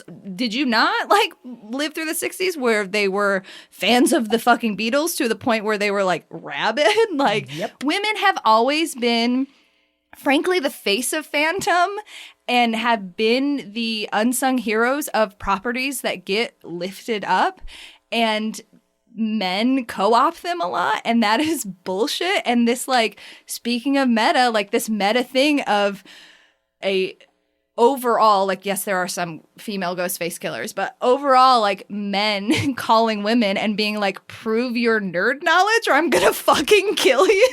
And them having a lot of nerd knowledge, and then the man getting pissed at me like, well, I was gonna kill you anyways, so I'm just gonna kill you still. Like Hayden Panettiere, right? She is like, she knows more about movies than fucking Rory Culkin's like, I'm the president of Film Club or whatever. Cinema Club. Oh yeah, I'm sorry, Cinema Club. Yeah. And she's like, he comes over and is like, wow, I'm really impressed by your DVD collections. And she's like, yeah, eat shit, idiot. I know a lot about stuff. Or in the beginning of Scream 5, where she has her, I mean, this will be a good segue into this, but where she's like, I really like The Babadook and I really like all of these, quote, elevated horror, but horror that is talked about in a different way nowadays, right? Like, oh, critics will be like, I'll watch Hereditary, but I won't watch Scream. But like, that's stupid. Yeah. But I do like the idea of these women getting called and being like, yeah, I like this genre. I know a lot about it. I participate in it. I just am not an asshole about it. Yeah. And I like that sub-commentary a lot. For no reason. No particular reason at all. Jenna, how do you feel about the term elevated horror? I think it's I'm not a fan of the term. Horror is horror to me. It's either, for me, personal enjoyability, and I like certain genres. Like, I'm not a big fan of the torture porn genre, but like I don't think like elevated. Oh, so now anyone can watch this horror. Anyone can appreciate it. It's not your typical slash and gash film. It's like, well, what? No, you can't just dismiss an entire like decades of cinema. You can't dismiss the history, right? Yeah. You can't just skip away from the intertextual conversation that all of these movies are in, right? No. That's part of the reason that phrase, as a new horror fan even, like, annoys me. Because it's like, they're all in conversation with each other. You don't get Out without some of these other movies. Like, are they different? Can you look at one and be like, Get Out is a better movie than Nightmare on Elm Street 6? Yeah, sure. Of course. Like, it's different to be like, yeah, that is a really good movie. But to be like, this is a different genre. Like, no, it's not. Yeah, no. It's a horror movie. And the people who make a lot of those movies would agree. It's the, like, snooty. I'm not out to make elevated horror. Yeah. Nobody says that. Jordan Peele's not out here being an asshole. Exactly. But yeah, no, I've never been a fan of that. I like horror movies. And I like good movies. Like, good movies to me are going to be different than good movies to other people. But it's not about like, I guess it's the same thing with cartoons too, where it's like, oh, now this cartoon, like anyone can watch, like even adults can watch. It's the same thing. Like, I fucking love cartoons. Fuck you. Yeah, cartoons rule. I'm going to watch all sorts of cartoons. I like kid cartoons and adult cartoons. I like cartoons. Yep, exactly. Same point. Same point. All right. I want you to rate the screams in order from your favorite to least favorite. 1 is my favorite. Actually, 5 might be my second. Then 2, 3, 4. I think mine goes 2, 1, 5, 3, 4, which is not what I tweeted. But I have since sat with it a little bit, you know. Yeah, I liked Scream 5 in particular because I don't know, maybe it's just because I've watched a ton of horror movies where it's like, I thought they also treated the murder scenes differently in that one. And I appreciated that, where it's like, you know, someone's going to get shot or someone's going to, like the ending, the dude got stabbed 8 times. 8 times. I counted it. I'm like, all right, 1, 2, 3, 4, 5, 6, 7, 8. There we go. Okay. And it's like, he still got up and was still like, you know, he was definitely like, you know, coughing up some blood. Yeah. But, and that to me, like, was a little more realistic. It's not just like the, One like, stab and done. yeah. Or even That girl like, got her organs ripped out. Oh, that's 4. You saw a lot of intestines in 4. yeah. And like, I get that. Like, yeah, they're not going to be up and moving about really if they get their organs gutted. But like, it treated the murder, like, the twin brother got stabbed in the artery right there in your leg. And it's like, oh yeah, you're going to be bleeding a shit ton. Well, if he must have gotten stabbed close to it, because if you actually got stabbed in the artery, you would be dead very quickly. He was almost, remember? Yeah. Like I know. When he did the thumbs up, I was like, yes. I know, I was so happy. I'm like, yay! I had to rewind it. I'm like, wait, is that the other twin? Yes! The Meeks family lives! Yes. But like, you know, they treated it differently where it's like, yeah, he was trying to hide behind the house and like you could see him getting dizzier and dizzier. Yeah. And then like at the point, because I thought, oh shit, yeah, he's going to bleed out. Like this guy's like, dude, tie a tourniquet, do something, get your jacket around there, tie it off. But like, yeah, they just treated a lot of the murder scenes in a different manner. Not all of them, because I mean like lighting someone on fire from a stove, like I get it. She had alcohol on her face. Yeah. But it's like, holy shit. Like, yeah, that like some of them were just ridiculous, but then other ones were just like more real, more visceral. Or emotional. The Dewey one is super emotional. Well, yes, the Dewey one is super emotional, but just like the gore level is a little bit different because like you see that one guy get I was about to say, stabbed through the right through the face. mouth. Ugh. Yeah, it like goes in the mouth and then out through his cheek. I'm like, oh fuck. Yeah. Like they treated a lot of the murder scenes in a different fashion, and I like that they kind of adapted. I think that's more of a modern horror movie death method. Yeah. Where it's like they do treat deaths now like a little more realistic. Yeah. And I appreciate that the genre or the franchise has moved along with that. I really like in the 5th one how whether or not they make more movies, if they do make more movies, Dewey obviously won't be there, but Gail and Sydney are no longer necessary. I like that they completed their stories, and I liked that while they were there and they were the legacy characters, they were not the focal point of that movie, right? It was really important to have them there per the Meeks, Mindy's. Yeah, Mindy Meeks' like explanation of the requel. Like it was important that they were there. It was important for us as Scream fans to get those good character arcs because all 3 of the survivors of the franchise have good character arcs.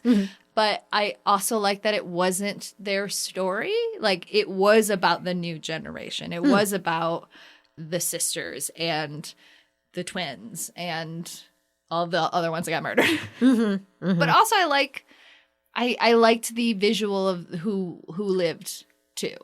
Like I liked that it was we got the Meeks kids because they were like the homage to the fact that Randy Meeks lived, but they were also 2 Black people. I like that. And then Sydney's whole thing is that she's like really alone, right? Her mom is dead. Her dad is alive, but like kind of a shitty dad and is absent a lot. Yeah, it's like you don't even see him after that. You see him once in the third one where he comes over and is like, I really don't think you should be isolated. Anyways, I'm going to leave you. Bye. Enjoy your isolation. Yeah. And obvious, I guess it's implied that he wasn't a very present husband because she cheats on him. And then she forms kind of a sisterhood with Gail, and they have like more of their friendship evolves like a lot. I do love how much they kill in tandem. That's cool. Clear. I love that. But so to have like, we get the friendship and the sisterhood through friendship between Gail and Sydney, and then to have it with the actual sisters in the fourth one, I really liked. I just thought it was a good visual. Yes, agreed. And I also liked that they didn't show the older sister cutting loose the younger sister in the closet. Yeah. And then suddenly you see her, because I thought like, oh shit, she just left her in there. Yeah. She survived the cold open, but she definitely, that's also a big thing. She survived the cold open. That was new. Yeah. That's right. But yeah, I totally thought that like, oh, she thinks it's her sister, and then her sister's going to come out and like be like, I'm the killer. But then she's not, and I appreciated that twist too. Did you clock who the killers were? I called the girl immediately. I was like, she's one of them. I mean, she was a There's little like very intense, weird eye contact happening. She's one of them. Lots of very intense, weird eye contact. Honestly, the fake out of Jack Quaid, I thought was good, because like, to me it was like, they've done this to us so many times. They do it to us. They did it in the third one with always the boyfriend. Yeah, they did it in the second one with the Greek guy. I say Greek guy, and I forgot his name, and he was part of a fraternity. Jerry O'Connell. Yeah. Or wait, yeah, is that Jerry O'Connell? They do it in the third one with the Patrick Dempsey character. They do it in the fourth one with Emma Roberts' shitty boyfriend who has negative personality and gets shot in the dick. I do love that juxtaposition. Fourth is my least favorite one, but how like Sydney has this like traumatic experience with her boyfriend, and it's dealt with in a very different way than like how Jill has this like shitty situation with her boyfriend, and she's like, you shouldn't have cheated on me, and that turned me into a murderer. I mean, obviously that's really, really simplistic, but she was like, yeah, I'm not the woman you mess with, to quote a really good WWE theme song. I'm a girl with my pants off. I mean, it's problematic in ways, but I did like that like parallel, because they were building like, I'm trying to be the new Sydney, right? So like I did appreciate the parallel, and it's fun to watch men get shot in the dick. I don't know. in horror films. People are gonna walk out of this and be like, I think Stella's cracked. Yeah, so I think that they did a good fake out with it's always the boyfriend, but like it was really only the boyfriend that first time, and so to have it bookend, if this is Sydney's last chapter and maybe a reboot of the series, I like that they started again with boyfriend, and it swerved me. Oh, totally. Yeah, because you wouldn't have thought that those two had any connection, like the two killers. You didn't think that they had any connection whatsoever. But they met on a message board. Yeah, they met on the fan forums. And they bonded over their love of the Stab franchise. And man, how could they do this? How could they possibly ruin this franchise? God damn them! Yeah. I love that he committed to it so hard. He was like, well, I've been watching Netflix. I just want to know how to survive these films. I've been watching these films for I don't know anything about horror. Like, me? That was good. Because he doubled down too much for a lot of people, so maybe other people caught it. But I was just like, it's actually never the boyfriend. It was only the boyfriend the one time. Yeah, honestly, like at first you kind of think like, oh, maybe. But then also you think like, dude, they're in different cities. Yeah. Like, they're like, what is the connection? I totally forgot that technology existed. Well, yes. And that the internet brings us all closer together in some weird way. But yeah, no, I didn't clock it. Because that was, to me, it was kind of like, it took me as a feint where it was like, is it the boyfriend? You always suspect those closest to it. But then it's like, oh no, like really? He doesn't understand he's never seen the movies, and like it seems like he genuinely is like watching them and like catching up. Like like you said, he did commit to it 100%. He really did. I really appreciated that.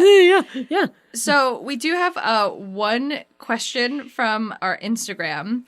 This is from Changing Shades. It said, why do you think Neve Campbell didn't have more of a career outside of Scream? I always thought she was great, but I can't think of anything she did outside of Scream and that Fox drama. I don't know what that Fox drama was. She was in The Craft. Lest we forget The Craft. Yes, she was. But The Craft... Her burn marks just slide off of her body. The Craft was before this. Yeah, predates Scream. Honestly, I had mentioned that too. I'm like, what the hell happened to Neve Campbell? Like, she really didn't have much else of a career. Yeah. But that's, to me, like, that was fine. It seemed like she might have gone off and, like, just didn't want the limelight, didn't want to do what she was getting, the roles maybe she was getting thrown at her. Yeah, I think it probably, this is just a guess. I mean, going off of Screen 3 and the meta commentary about Hollywood is a shit place. Like, I think, unfortunately, sometimes when you play such an iconic role, it is hard for casting directors to think of you in other things and you get really pigeonholed. I mean, even that has even happened to like Sarah Michelle Gellar, right? Like she's so famous for playing Buffy and she has had some other good roles like the Scooby-Doo franchise, but it's not like she has a huge career outside of Buffy or like hyper genre stuff, right? No, what? Now she's doing like cookbooks with her husband. Well, her Freddie Instagram Prinze is actually Jr. quite delightful, and her friendship with Selma Blair is really great, and I highly recommend following that's Sarah Michelle Gellar's Instagram account. But like, I think some people just get really pigeonholed, especially in the 90s, and especially for women, and especially if you think about the 90s, the 80s a little bit, but the 90s really kicked off this teen focus of movies and TV and stuff. And like, yes, we were casting 30-year-olds as teenagers and stuff, but like, especially with women, there was a really like small window of like, you can be in these like teen things. And if you outgrow that and you're known as a teen star, people don't want to cast you in things anymore. So this is all conjecture, but my guess is that the answer is Hollywood bullshit. Yes, that would be my guess as well. But yeah, like that's why I loved seeing Neve Campbell and Courtney Cox at their age in this movie. Like, I loved that. Though Neve Campbell did need some chapstick. I thought she aged very well. She aged beautifully. Yes. You need to be putting chapstick on your lips at all times. Wow. All ages. Wow. And she was running outside. Maybe she was just wind chapped from the jog. Yes.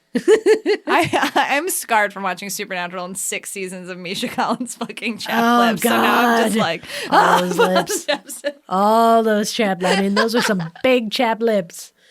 I have a question from John Craig. He said, how weird was it to see Jay and Silent Bob show up in Scream 3? Oh my God.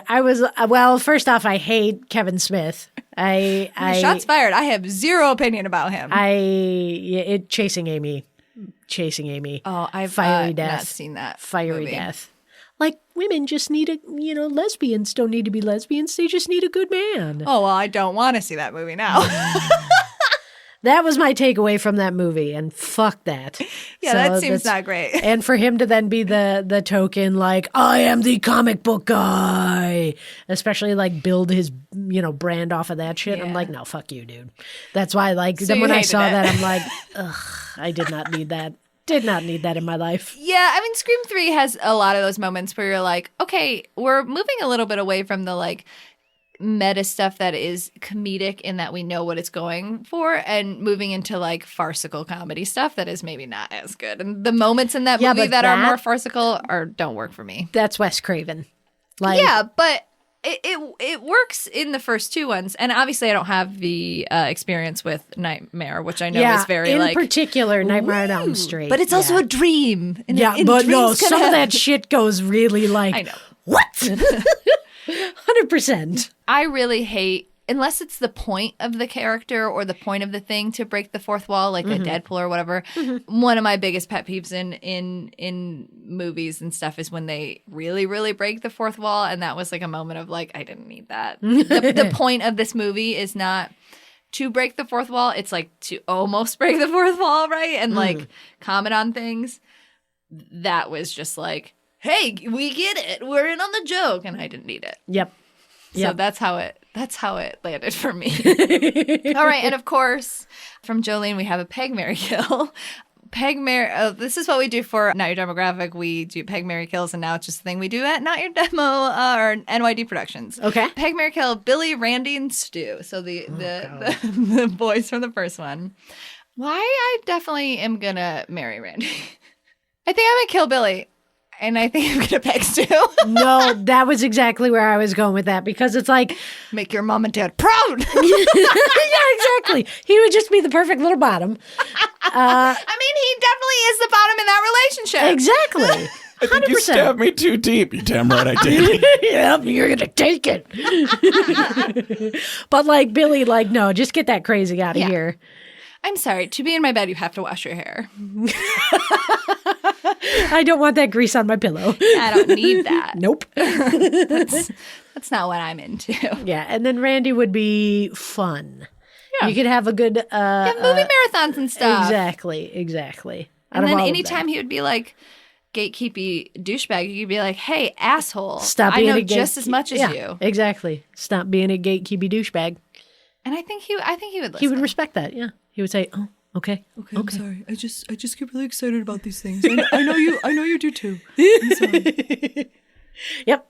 We have these elemental questions that we started the first one, and they're kind of like weird and maybe don't make sense sometimes.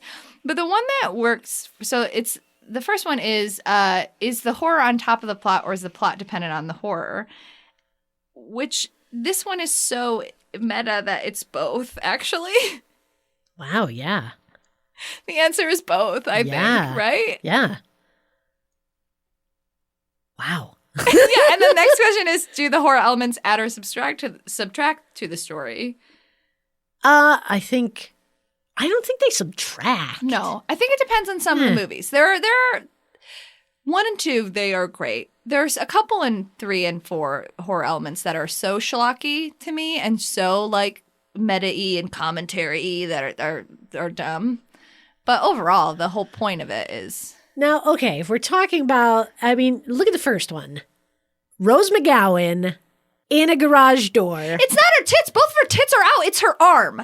See, all right, we were talking about It's her arm. that it's like in one shot, you see her tits out of the doorway. You see them on the outside. And then in another shot, you see them on the inside. So then you're like, wait a minute, was that just She's bad? just moving back and forth. Yeah, but then it's like, she can get out. So what's the problem here? What's going on? Like, is she stuck? But then, like, It's to me, it's her dumb arm. it's their shoulders. She's just got some swimmer shoulders. Is that what that is? But like, if you talk about Also, what a like, powerful garage. I know. Jesus Yeah, that was the Christ. other thing. It's like, no, yeah, no, it's gonna lift a body along with it. It's fine. But like, if you're talking about like schlocky horror elements and that, where it's like, Well, to me, honestly, people talk about that they like that kill. I hated it's that great. kill. See, I I think- don't like it. oh, it's so like to me, it is typical horror genre. Like, it's just it was one of those like over the top, like whatever kills. Yeah, I didn't like that Let's one. make it entertaining. And also, I do have a critique about the Tatum character's legacy. For being Sydney's best friend and Dewey's sister, they don't really talk about her ever yeah. the fuck again. Nope. And like Sydney, for all intents and purposes, becomes Dewey's little sister. She's like his de facto replacement. And I also appreciate that they never have any like weird sexual tension. I like really appreciate that throughout the whole thing. And yes, he was distracted by Gail and whatever their thing, but I'm just glad that there was not one moment of creep factor from Dewey. yes, could they not? Like, no. Wait, Dewey was just like actually a good guy, and like he has a romantic element. But even when Cop Judy, right? Yeah. Detective Judy, Lady Cop Judy, whatever. The Her name is sheriff. Judy. Even when she was trying to flirt with him, he was like, "I'm trying to be nice and tell you that I don't want this." But I also like I have a wife, and like he was never shitty to her or like flirty with her. He was just kind of like, I get that you have a crush on me, but this is like I'm Strictly professional. Yeah, I just liked that Dewey's never great. Anyways, it is weird that they never really talk about her ever again. No, yeah, they don't. They never, like, Tatum never gets brought up again. No visiting of a grave, none of that. Or like no like offhand line like, you know, I really miss my sister, but you know, I know she would be happy that we're still friends or something. Yeah, like, no, nothing. Nothing. She's on that. fully fridged. She's fully fridged. 100%. 100%. So that is a bummer. But, like, I feel Maybe like... they were just embarrassed that she got killed by a garage door. Wow. At a party getting beer. Oh, do you want me to be the helpless victim? Oh, no, Mr. Ghostface. Please don't kill me. Yep. Why does nobody ever try and reach for the mask? Sequel. I know. No. There is one moment. I think, is it In Scream 2, she shoots him Oh, and then no. In the walks first away. one. Is it Henry Winkler? The principal. Oh, yeah. The principal takes off the Because mask. he's got a fully formed adult brain. It's like, I'm trying. He's the only one. He was a fucking creep, though. Grabbing Sydney's face. Yeah, a little Not bit. fun. A little bit. But yeah, that only happens once. Yeah, and then like Sydney tries to go back to take the mask off in 2, but then like, oh, he was gone. Yeah, Should have just yeah. shot him in the fucking face anyways. But it is weird to me that nobody like tries to grab the mask. Yeah, be like in there like if I was death Rose McGowan, I would be throes. like, very funny, and I would just whipped it off. Very funny. Yeah, exactly, because she thought it was her boyfriend. Very funny, Stu. I mean, it was her she would've boyfriend. thought. Yeah. Well, Or maybe. yeah, It was, we don't know if it was. anyway, Yeah, but probably between the two of them, Stu would have been like, "I'm gonna kill Nobody you." was like, he comes back into the party and nobody's like, why do you really smell like beer? Because you just chucked like a bunch of beer. Because even it probably like seeped through the thing. the Like costume. he would have had like wet clothes underneath. Like, did you just dump a kegger on yourself? Wow, weird. Well, it's his house. He could change. That's true. Yeah. I did like that they included the house in the 5th one. Yes. Like, I moved into this house and then I got really obsessed with Stab. Yep. And I love that the second that Sydney sees the address on the like, GPS, she's like, God damn it. Yep. Yep. Any final thoughts before we close out? Oh, yeah. So in the hyper postmodernism in the late 90s teen slasher films by Valerie Wee, she quotes Andrew Britton saying that like 70s and 80s horror movies, the audiences went to it because of the predictability of the plots. You know, there were no surprises. Mm-hmm. Someone runs upstairs and yeah, they're going to get killed. Oh, it's going to be, you know, the teen who is doing drugs or having sex. Like they're the ones who are going to die. And that that audiences wanted that familiarity. They wanted that repetition and that predictability, and then they'd be disappointed if anything strayed from it. Right. But I think that was true at first, probably, right? Like we really like this genre and like we're doing it, but then I mean, in the 70s and 80s too, if you think about the parallel of horror publishing too, which I read about a lot in the book I actually bought you for Christmas, Yeah. Paperbacks from Hell by Grady Hendrix. He talks a lot about how there's this horror publishing boom in the 70s and 80s, and it is just like wildfire. It is, let's just churn them out and publish them, churn them out and publish them, churn them out and publish them. So you get some really, really good ones in there and some really good gems, but then you get a lot of derivative stuff and stuff that are just following that formula over and over and over and over and over again. And I think that happens in a lot of the slasher films and a lot of horror films from the 80s too. Obviously, there's some really standout ones like the Night of the Living Dead series or like Hellraiser or things that are horror, obviously, but are a little bit different and genre bending and doing cool, interesting things. But with the slashers, like it seems like it fell into that. Let's just churn and burn, baby. People like these. We want that money. And then what happened in the publishing industry is people who really, really loved it eventually got tired of it because they're like, oh, we've read it a bunch. And then by the early 90s, horror publishing really, really falls off and like kind of goes away. And it seems like with slashers, it started to happen too. And then Scream was like, well, what if we just do it, but we do it different? And then Scream launched a whole new era of slashers that are similar but different. That's my take. What do you think as somebody who's actually seen all those movies? well, I guess in terms of the audience looking for something different, I mean, yeah, that's exactly what Scream did. It gave them something different. It gave them that kind of escape from the repetition of like, oh, here comes Freddy. Like we all know, you know, this is what's going to happen.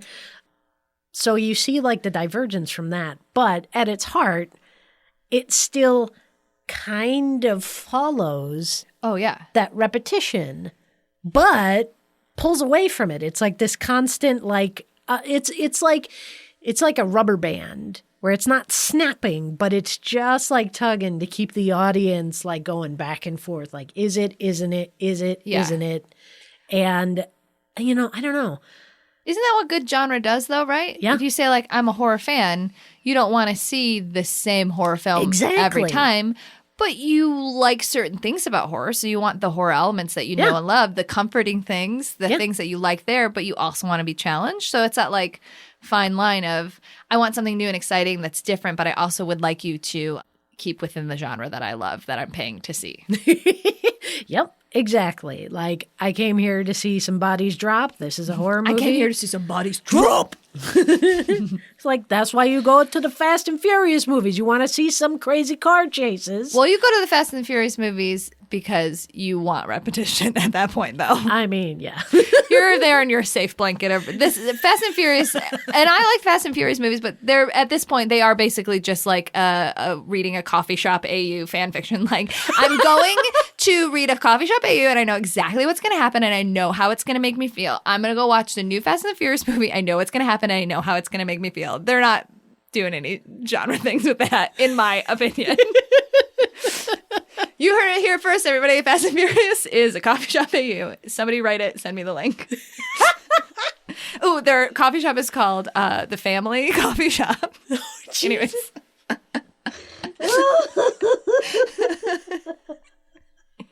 The fam. And Paul Walker's character is a rival bean roaster. I'm sorry. My God. These are free ideas. Anyone, just write it. Send Stella the link. Somebody write it quick. And then I think the only other thing that we need to address is the rules. Oh, the rules. Yeah, because we kind of alluded to them because, they're present in every one you of the movies. wrote them all I down. wrote them out, yeah. You're like, I did the research. You're going to listen to them. Well, no. Specifically, like, in each one, there's a whole section where it's like, these are the rules of this, what we're in right now. The rules of how to survive a horror movie. The rules of a sequel. The rules of a trilogy. It's the rules that the people in the movies think that are the rules. Yeah. But that some of the action of the movies does not support. Sure. So, like, I think I'm safe in the fourth one because I'm gay, but I'm not. Yeah. I get stabbed. That was a stupid throwaway line and not great, but whatever. Yep. You can't kill me. I'm gay. Yep. But then, like the names that they came up for. So it was like the rules of a scream make in the fourth one. Mm-hmm. And then what was the fifth one? The requel. The rules of a requel, yes. Yeah. So it's like they have, like, each movie has its own dedicated section for that. I really liked in the trilogy one, even though I liked it because I like Randy Meeks, but I do like that he was like, I might die someday, so I got to prepare my friends.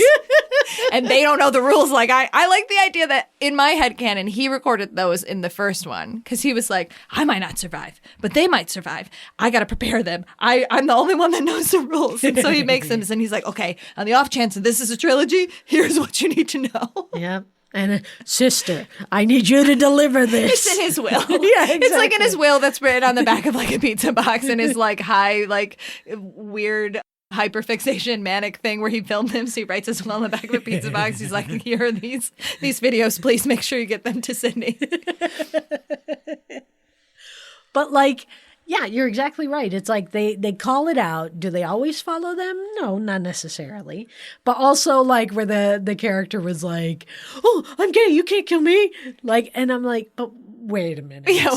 Are you? I don't know. Are you? And also like, why? I don't know. It was a not great moment. No. Scream 4 is the worst 4. This is the worst Scream. Yes. But it did make me want to watch that TV show with Emma Roberts, as she was in a TV show called Scream Queens, and I was like, you know what, I think she is a good actress, and specifically being like in horror stuff. I want to watch this. So, anyways, okay, and maybe are you gonna watch the Scream TV show? Because I'm gonna. Oh yeah, I want to check it out. I want to watch it now. Yeah, because I didn't bother when it came out. I'm like, oh. Wait, why are they doing this? Low-key, MTV made some pretty good TV shows. MTV just... Do I sound like an old curmudgeon if Teen I Wolf say... is not a bad show. Was that MTV? Yeah. I thought that started off, like, I want to say it started off on, like, FX or some bullshit. That's what I thought, but maybe not. MTV all the way. MTV? I'm not like obsessed with it. I just think it's a lot better of a show than I anticipated. I just want to make it clear that this is not a supernatural situation. There will be no Teen Wolf tattoo because I accidentally already have a Teen Wolf tattoo. What? I have a Celtic Triskel tramp stamp, which is the symbol of the Hale family. Mine is slightly different, but I was watching it and I was like, oh, embarrassing. People who see my tattoo definitely think I'm a Teen Wolf fan.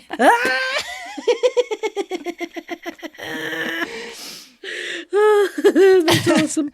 Yeah, so in Scream 4, one of the rules was like, the kills have got to be way more extreme. I don't know. I didn't get the impression that, like, in Scream 4, the kills were way more extreme. No. Yeah. Like I said, I noticed a difference in Scream 5. Yeah. Where specifically, like, they seemed more, there was more realism and more of, like, the modern horror movie. Because what? It had been 25 years from the first one to the fifth one. Also, I feel like in Scream 5, even the characters that we didn't get to know a lot before they died, I feel like I cared about the characters in Scream 5 a lot more than I cared about the characters in Scream 4. Yeah. Yeah. So I think even by that standard, it was like I didn't really care when most people died in the fourth one. Yeah. The only character I cared about was Hayden Panettiere. Yeah. Because I'm like, oh, you cool, Hayden Panettiere. I remember you from Heroes. All Yeah. right. Rory Culkin, I'm like, Yeah, knew he was the killer right away. Culkin? No. But yeah, that's exactly like, I didn't care. But I don't know. I didn't get, like, I didn't I think. think somebody blew up. Or was that the third one? I think somebody blew up in the third one. Somebody blew up at one point, and I was like, this is not a good kill. No, honestly, I think out of all of them, Scream 5 had the most memorable kills for me. And it's not just because I watched that the most recently. It was just because of, like, the way that the people were killed. Yeah. So, yeah. Well, thank you for being on the podcast. Before I let you go, let the people know where they could follow you. Oh, you don't really have lots of social stuff. Do you want people to follow you? No. Okay. No, just All 'cause right. my social media, my Facebook got hijacked by someone in Europe. Oh, fun. Yeah, and I got locked out of my account. and Well, it if you got want stolen. to see photos of Jenna and support Jenna, you can support Plan 9. Yeah, come to a Plan 9 show, although in March I won't be there because I'll be in other places. Going on vacation with your cousin. Yes. Yes. Well, thank you so much for being on the podcast. Thank you. Now it's time for Nightmare Corner with producer Bobby Hoffman. Why are you even here, Randy? You'll never be the leading man. Fuck you! I missed the boyfriend in 5 too. I thought it was going to be their mom Oh. because you never. Yeah. Well, because we never really talked about the fact that the older daughter was Billy's kid. Yeah. So we were supposed to think like, oh, she's the killer because she's Right. got killer blood in her. That's another like generational trauma thing, which was interesting, Sure. and I like that they brought that back. But I just assumed the mom was dead because anytime I watch a movie and the mom's not there, I just assume they pulled a Pixar and they we're like, keep- we killed her. They keep talking about her Yeah. calling and checking in. We never hear her voice. True. She's in London. Oh, I didn't even pick up on that. I just in my head was like, mom's not there, must be dead. I was waiting for the mom drop at end of the movie. So The mom drop. mom drop. So in lieu of a nightmare that yeah. you didn't have, I didn't have any nightmares. I don't have a fun audio clip for you. do you think that has anything to do with this being kind of the first horror thing that you've watched for the show that doesn't have any supernatural elements to it? It's very mortal. It's very human. That's true. I think it has more to do with the fact that I haven't really been sleeping that much lately. So maybe Okay. my All right. REM sleep All right. is not kicking up dreams, but also the other stuff that we've talked about. And I'm saying this not in a way that denigrates this franchise, because honestly, when I watched the first one and then I started watching the second one, I was like, do I like these? Am I going to like these? I don't know if I like them. And then as I watched more and then as I read and broke them down, I was like, oh no, these are brilliant. These are good. I like these a lot. And then by the fifth one, I was like, yep, nope, these rule. So I I didn't immediately glom onto them in the way that I did all of the other things that we've watched. I also didn't read something, and I read before bed a lot, so it wasn't like I was reading a text that was in my subconscious. And I also don't think that there's like a ton of stuff to wrestle with and like break down and subconsciously like try and work through in the way that like The Thing was or Hellraiser was. So I think that because it was all surface and referential in a positive way, that maybe I just wasn't like wrestling with anything emotional. You were dealing with it in a mentally lighter level because that's how it takes itself as well in a lot of ways. That makes a lot of sense. Yeah. Okay. Jenna is still here. I'm going to pose this question to both of you. You can take time to think of it if you want to. It has to happen. What's your hook for Scream 6? Mom drop. Now I want to see the mom. Mom drop would be good. I don't want any of the legacy characters in it. Okay. I want Gail and Sydney to not be in it. Oh, you don't want to see like Sydney's kids? Oh no, I want them to break the cycle of generational trauma. I want Sydney's break the kids, cycle. I want Sydney's kids to be fine, trauma free. Trauma free, the way to be. If you can get that one. Trauma free is the way to be. I'm gonna make that shirt. We all failed. Wait, are we totally rebooting it and starting from other stuff? Or are we trying to follow how like AOS Trek slightly tries to follow things that happen in the other ones? Are we trying to like homage it? Or are we telling totally new stories? Fully up to you. I guess Mom Drop would be an homage to Scream 2. Yes. A different type of. So I'm sticking with Mom Drop. Cool. Which is a phrase that is in my vernacular now. I would like to see it outside of Woodsboro. Mm-hmm. I want it to take place at the bowling alley that they worked at. In Modesto? Yeah. I think that one should be found footage. Ooh. The found footage that they recorded in the fourth one? You could have that. You could have that. But yeah, found footage almost in a kind of not necessarily episodic, but kind of like how VHS does, which that's when you should watch, Stella. I'll put it on the list. Those are dumb fun. One of them is like genuinely terrified me. And then like you get it with like, because there's always, there's more than one killer. Mm-hmm. So it's like if you have found like kind of episodic in that way. So no, you don't need legacy character. Well, no, you don't need legacy characters for it. But you need the new characters, right? The reboot characters or the requel characters. Yes. You got to have one of the Meeks. Yeah, you got to have a Meeks in there, definitely. Yeah, the fourth film is the weakest because it doesn't have a Meeks. There it is. The Hayden Panettiere was supposed to be kind of like a Meeks, the Meeks X. Yeah. But yeah, that's what I would go with. All right. Nice. I like the genre jump. Mine would be Sydney's mom comes back as a car. Yes, it is my mother. You could sell it as a Christine reboot if you want to, but we all know it's My Mother the Car. For that reference, you should listen to X-Tracks. Yes. Okay, so keeping in mind kind of what we just talked about nightmare-wise, your feelings of how you interacted with this, where would this fall on the Lollipop Man scale then? I guess, I don't know. I was still scared watching Scream 2 because it brought back like actual memories. So there are some moments that I was like, I did not need that. Like, I would give it a 2.5. A lot riding on Scream 2.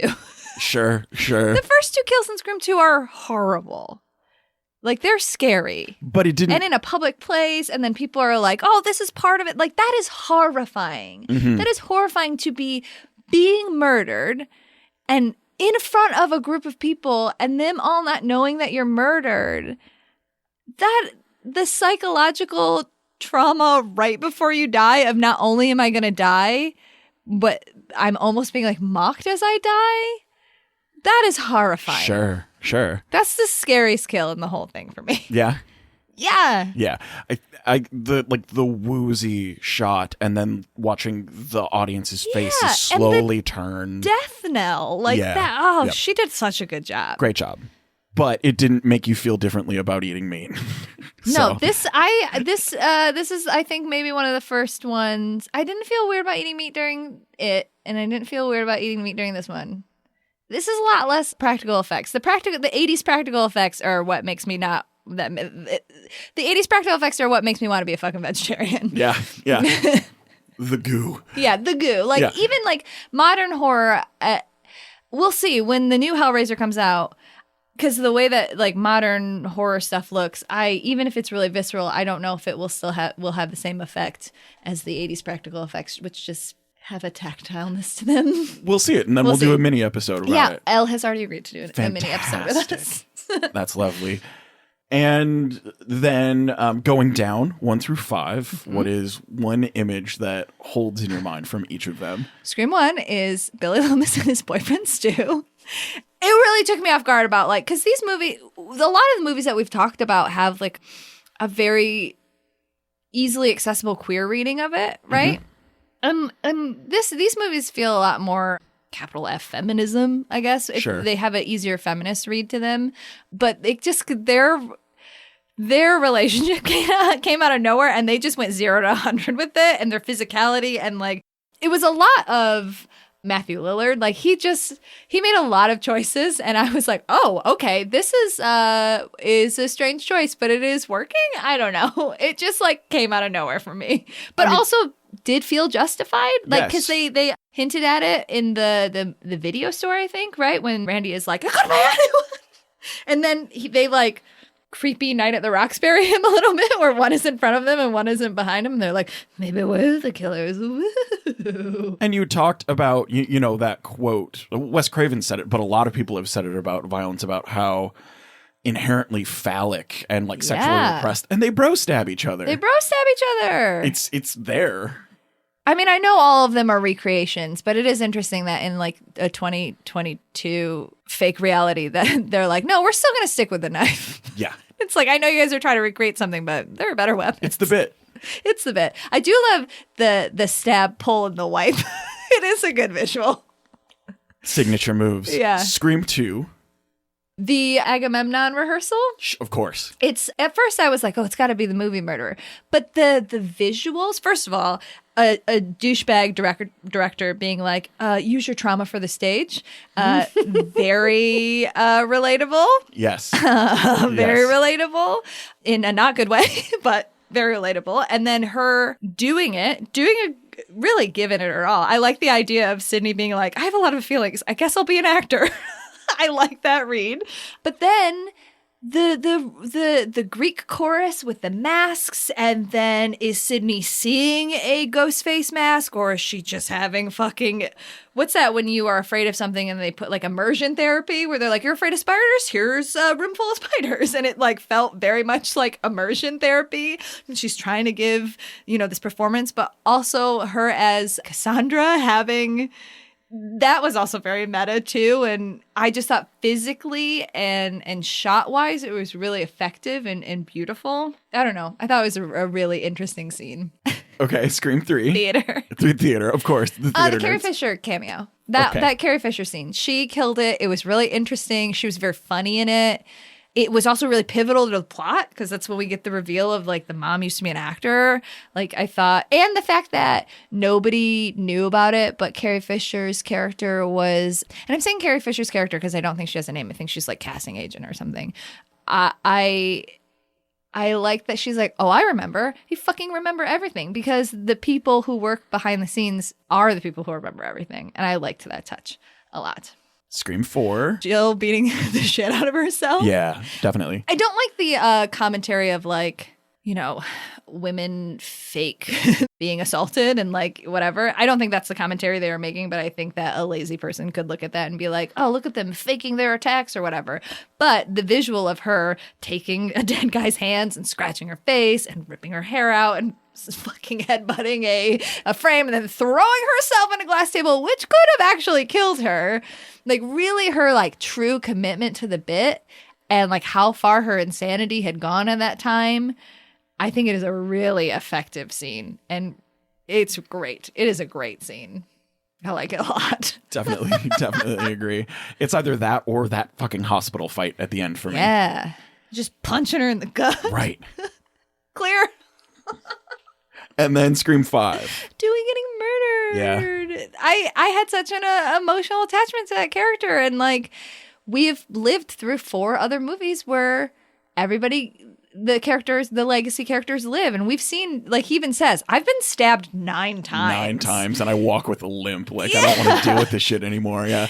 And also the Ghostface in that movie, knowing he's been stabbed a lot because they're super fans and being like, this guy lives a lot. We got to stab him in a really intense way. Like when the girl was trying to kill Gail and said like, it's an honor to kill you. And knowing that like, oh, they probably were thinking that like, it's an honor to kill this man. I don't know. It got me. I teared up. Wait a minute. Didn't they say that? It's an honor? Yeah. When they killed Dewey. No, we don't hear the, or do they say that? It's an honor was with the Gale thing. No, I think with Dewey as well. Do they say like, it's an honor? Yeah. Oh, maybe. It was like something like that. It was like a quick thing, like, or like it was an honor, or something like that. Oh, I think when they are attacking him at the beginning, maybe? No. It's after they kill him. I believe you. And like he's laying there, and then like he leans over him and says that. Oh, yeah. See, I liked that. And then he puts a little blanket on. Oh, he should have put a little blanket on him. Yeah. I think there is something of value in all of the Scream movies. There's not, unlike in Reanimator where I was like, do not watch the 3rd one. I think these all have value. There's something in them that makes it worth watching. So now that you've watched all 5 Scream movies, and this seems like the biggest stretch that you've given any horror franchise to date, right? Well, I did read a 1,000-page book for it, but yes. Yeah, but you watched like 5 of a series. Right. You know, it's like Nightmare on Elm Street has how many, Friday the 13th has how many, but like you watched all the Scream movies. So favorite kills from each movie, because I think this is the first time you can really That's do a good that. one. Okay, Yeah. it's going to be hard for me to remember all of them. Favorite kills from each movie. Favorite kill from one, Stu. It's so good. And then the like giant TV, like that would never happen now because all of our TVs are like LED. But I you know, and his whole like, my mom's going to be so mad at me. It's funny. And the fact that he was like, come on, stab me, bro. Come on. Stab me and then kiss me. Scream 2 is the Jada Pinkett Smith one. That one is just like very visceral and intense. Scream 3 doesn't really have very good kills. There's that the one actor gets killed and then I think a rug gets pulled out from him. He does like a sick backflip. There's a sick backflip in Scream 3. So I'm gonna go with the sick backflip. Though there's a lot of emotional resonance with the killing of the brother and how she like lays down next to them. And there is, again, I sort of like that storyline. And it's cheapened a little bit in the fact that like in the next movie she kills her cousin. They also like lay next to each other, or her cousin throws herself through a table and lay next to each other. There was something poetic about that, but I think I would probably say the backflip because it was cool. Sure. And for, I mean, probably when Emma Roberts. Well, though I guess it doesn't kill her. The paddles to the head. paddles to the head doesn't kill her. The defibrillator, the yeah. shot to the head kills her. Right. This is the pre-kill's pretty good. I mean, that's the whole sequence. Yeah. The pre-kill. The pre-kill's pretty good. That one's good. Though, in the 4th one, it's when I think Anthony Andrews' cop character gets stabbed in the head. Oh, and then he yeah. like, walks out of the car and then just goes, fuck Bruce Willis. It's a pretty good kill. It's also horrifying, right? Yeah. Like a Yeah. stab through the head. Yeah. That's pretty rough. Right into your brain. Oh, but the Anna Paquin murder is also pretty good. There's some good kills in. Maybe Scream 4 is okay. Scream 5, Dewey. Like it's never gonna get over Dewey. Though the kill of Judy's son, Wes. They named him Wes, and then the party was for Wes. Oh, for Wes. I didn't even pick up on it. Yeah. I did like that the fact that, okay, so like part of the rules is like there's always going to be a party, right? Or not the rules, part of the blueprint is that there's a party. Mm-hmm. And some of them are really dumb. Like, oh, we're going to have a giant stab marathon in an abandoned barn in the middle of a killing spree.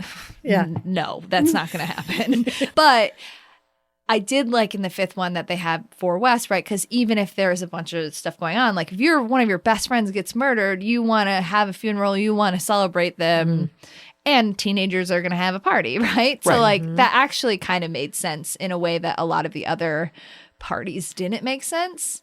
But his death is pretty horrific. The knife through the cheek is pretty rough. The knife through the cheek is rough, and then the throat stab that comes out the other side. Yeah. Very, very slow. Yes. Yeah. Okay. Those are the kills for me. All right. That was Scream. You did it. That was Scream. It is very interesting to watch Scream where it's referencing so many slashers that I've never seen. Oh, but you will see So it will them be all. interesting to watch them post. I read Her Body Himself, which is the Carol J. Clover one about the Final Girls and stuff, and like that was written before Scream. So it is about Nightmare and Halloween and a lot about Texas Chainsaw Massacre and stuff. So I have not only the references from Scream and the references from just pop culture, but I have this like deep academic knowledge of it. So it'll be interesting to go back and be like, yes, the phallic symbol of blah, blah. But I kind of like it. If the whole purpose of this podcast is to learn to be a horror fan, learn to interrogate my like of this genre, I think it is almost smart to do Scream first. Theoretically, I'm justifying it. Anything else? That feels like it. That feels like a podcast. I think we're good. We nailed it. All right. So if you want to follow the podcast online, you can follow it at NYD Productions on Instagram and Twitter and use the hashtag #Spooky30s to interact with this podcast. That's Spooky30s with a 3 and a 0. If you want to follow me, I'm at Stella_Cheeks on Twitter and at Stella Cheeks on Instagram. If you want to follow me, I'm at FisterRoboto83 on Instagram, and I am at Haberdasher9K on Twitter, which my mom just recently followed me on. Yeah, but your mom's cool. Yeah, my mom's cool. So it's not like, a lame person following you. Yeah. She gets the jokes. She comes to the burlesque shows. Yes. And next episode, we will be joined by my pal Marcus Benjamin, who you might know if you listen to the Cage Side Seats podcast, because he is my co-host on there. But he is also an avid horror fan and horror critic who writes a lot about horror for various websites, and we will be watching the Evil Dead franchise. We're going to be watching all 3 movies and the TV show because I've been suckered into that. It's very enjoyable. I'm really excited. It's just like, but I don't have to read a book, so that's a trade-off. Don't read the book, or watch the TV show. Also, Bruce Campbell's hot, so I'm looking forward to it. Hell yes. So that's it. I'm Stella Cheeks, and after 30 plus years of getting over my fears, monsters just make me horny now. Spooky 30s is created by Stella Cheeks and produced by Bobby Hoffman for NYD Productions. Our show theme is made by Resonate_Music, and our show art is by Lauren Moran.